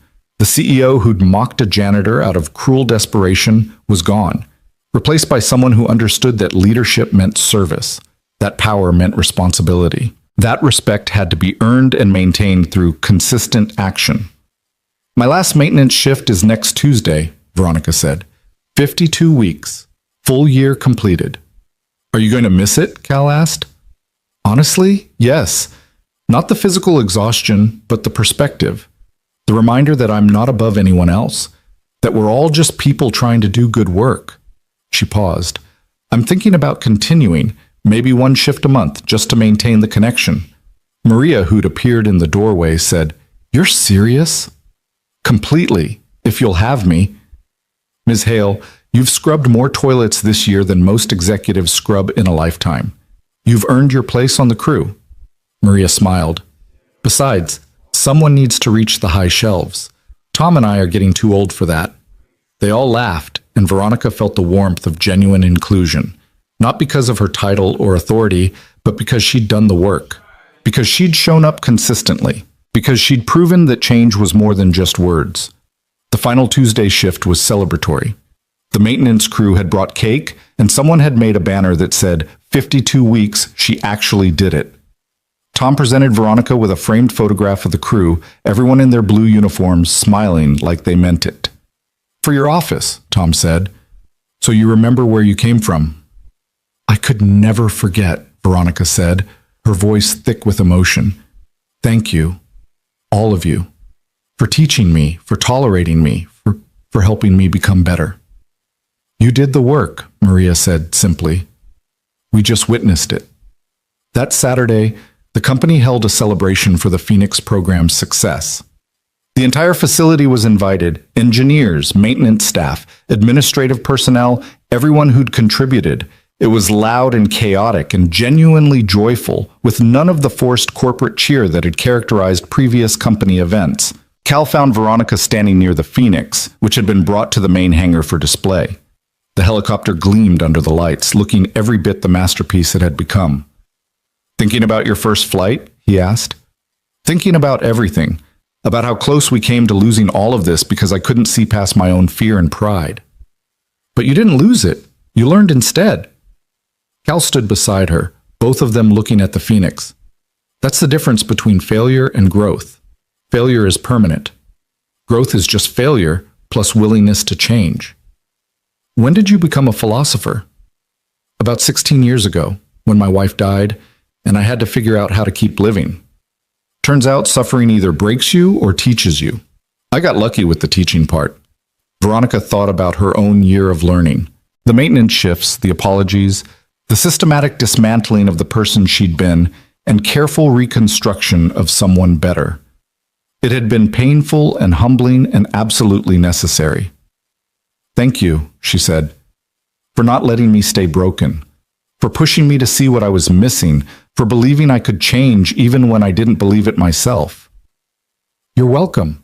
But Veronica, you did the actual changing. I just held up a mirror." Rebecca approached with Marcus, both of them carrying champagne glasses and looking pleased. "Dad, they're asking for you to say something. Apparently everyone wants to hear from the janitor who saved the company." "I'm a test pilot now," Cal protested. "You'll always be the janitor to the internet," Marcus said cheerfully. "The video has 17 million views. You're viral forever." Cal groaned but allowed himself to be led to the makeshift stage where Derek was attempting to get everyone's attention. The crowd quieted as Cal took the microphone, looking uncomfortable with the attention but handling it with characteristic grace. "I'm not good at speeches," he began. "I'm better at flying and cleaning floors, both of which require more doing than talking. But since everyone's looking at me expectantly, I'll say this. A year ago, I was invisible. And a year ago, this company was heading toward failure. Both of those things changed because people were willing to look honestly at themselves and each other. Because Veronica Hale decided that being right was less important than being good. Because this entire team remembered that building something worthwhile matters more than protecting egos or playing politics." He paused, looking around at the assembled crowd. "The Phoenix flies because of all of you. Because engineers listened to maintenance staff. Because pilots shared real feedback without fear. Because everyone from the night cleaning crew to the executive suite started treating each other like human beings instead of job titles. That's the actual victory here. The helicopter is just proof of concept." The crowd applauded and Cal handed the microphone back to Derek with visible relief. But as he stepped down, people approached him, engineers wanting to discuss technical details, maintenance staff thanking him for the raises and improved conditions, younger employees asking advice about their careers. He was no longer invisible. He was central, valued, seen. Veronica watched it all with something close to pride. Not pride in herself, but pride in what they'd built together. In what was possible when people chose connection over hierarchy. As the evening wound down and people began filtering out, Veronica found herself alone with the Phoenix one final time. She ran her hand along the fuselage, feeling the smooth composite material, thinking about everything this aircraft represented. Risk and innovation and the willingness to try even when success seemed impossible. "It's beautiful, isn't it?" Cal said, appearing beside her one last time. "It is. Everything we hoped it would be. Better, actually, because it came from collaboration instead of competition." Cal smiled. "Your company is going to do remarkable things, Veronica. Not because of the Phoenix, but because you finally built a culture where remarkable things are possible. We built it, together, all of us." "Fair enough." Cal extended his hand. "Thank you for learning, for changing, for proving that people can become better versions of themselves when they're willing to do the work." Veronica shook his hand, feeling the full weight of the journey they'd shared. "Thank you for teaching me, for not giving up, for showing me what real leadership looks like. Anytime, though hopefully next time without the viral humiliation part." They both laughed, and Veronica realized that she'd never felt more grounded, more present, more genuinely connected to her purpose than she did in this moment. Standing in a quiet hangar beside a man who'd taught her to see people, looking at an aircraft that represented possibility. The Phoenix had flown. But more importantly, they all had, rising from the ashes of old patterns and old cruelties, learning to value substance over status, choosing to see each other clearly, honestly, completely. It wasn't a perfect ending. There would be more challenges, more mistakes, more opportunities to forget and need reminding. But that was okay. Growth wasn't a destination. It was a practice, a daily choice to be better than yesterday. And as Veronica drove home that night, she looked at the framed photograph of her maintenance crew sitting on the passenger seat, looked at their genuine smiles and work-worn hands and the dignity they carried regardless of their job titles. She'd started this journey by trying to save her career. She'd ended it by finding something infinitely more valuable, the understanding that the people we overlook are the ones who hold everything together. That respect isn't about what someone does, but about recognizing the inherent worth in every person. That leadership means serving, not commanding. Cal had been right about everything, especially the most important lesson, that sometimes the person pushing the mop knows more than the person in the corner office, and that wisdom isn't about credentials or titles or viral fame. It's about seeing people, really seeing them, and never, ever taking that sight for granted. Veronica had spent 8 years walking past Cal Grant without noticing, but she'd never make that mistake again. Not with him, not with anyone. Because now she understood what it meant to be invisible, and she'd spent the rest of her life making sure no one under her leadership ever felt that way again. The Phoenix flew. The company thrived, and everyone who'd been overlooked finally got to be seen. That was the real victory, the only one that mattered, the ending that was really a beginning, and it was enough.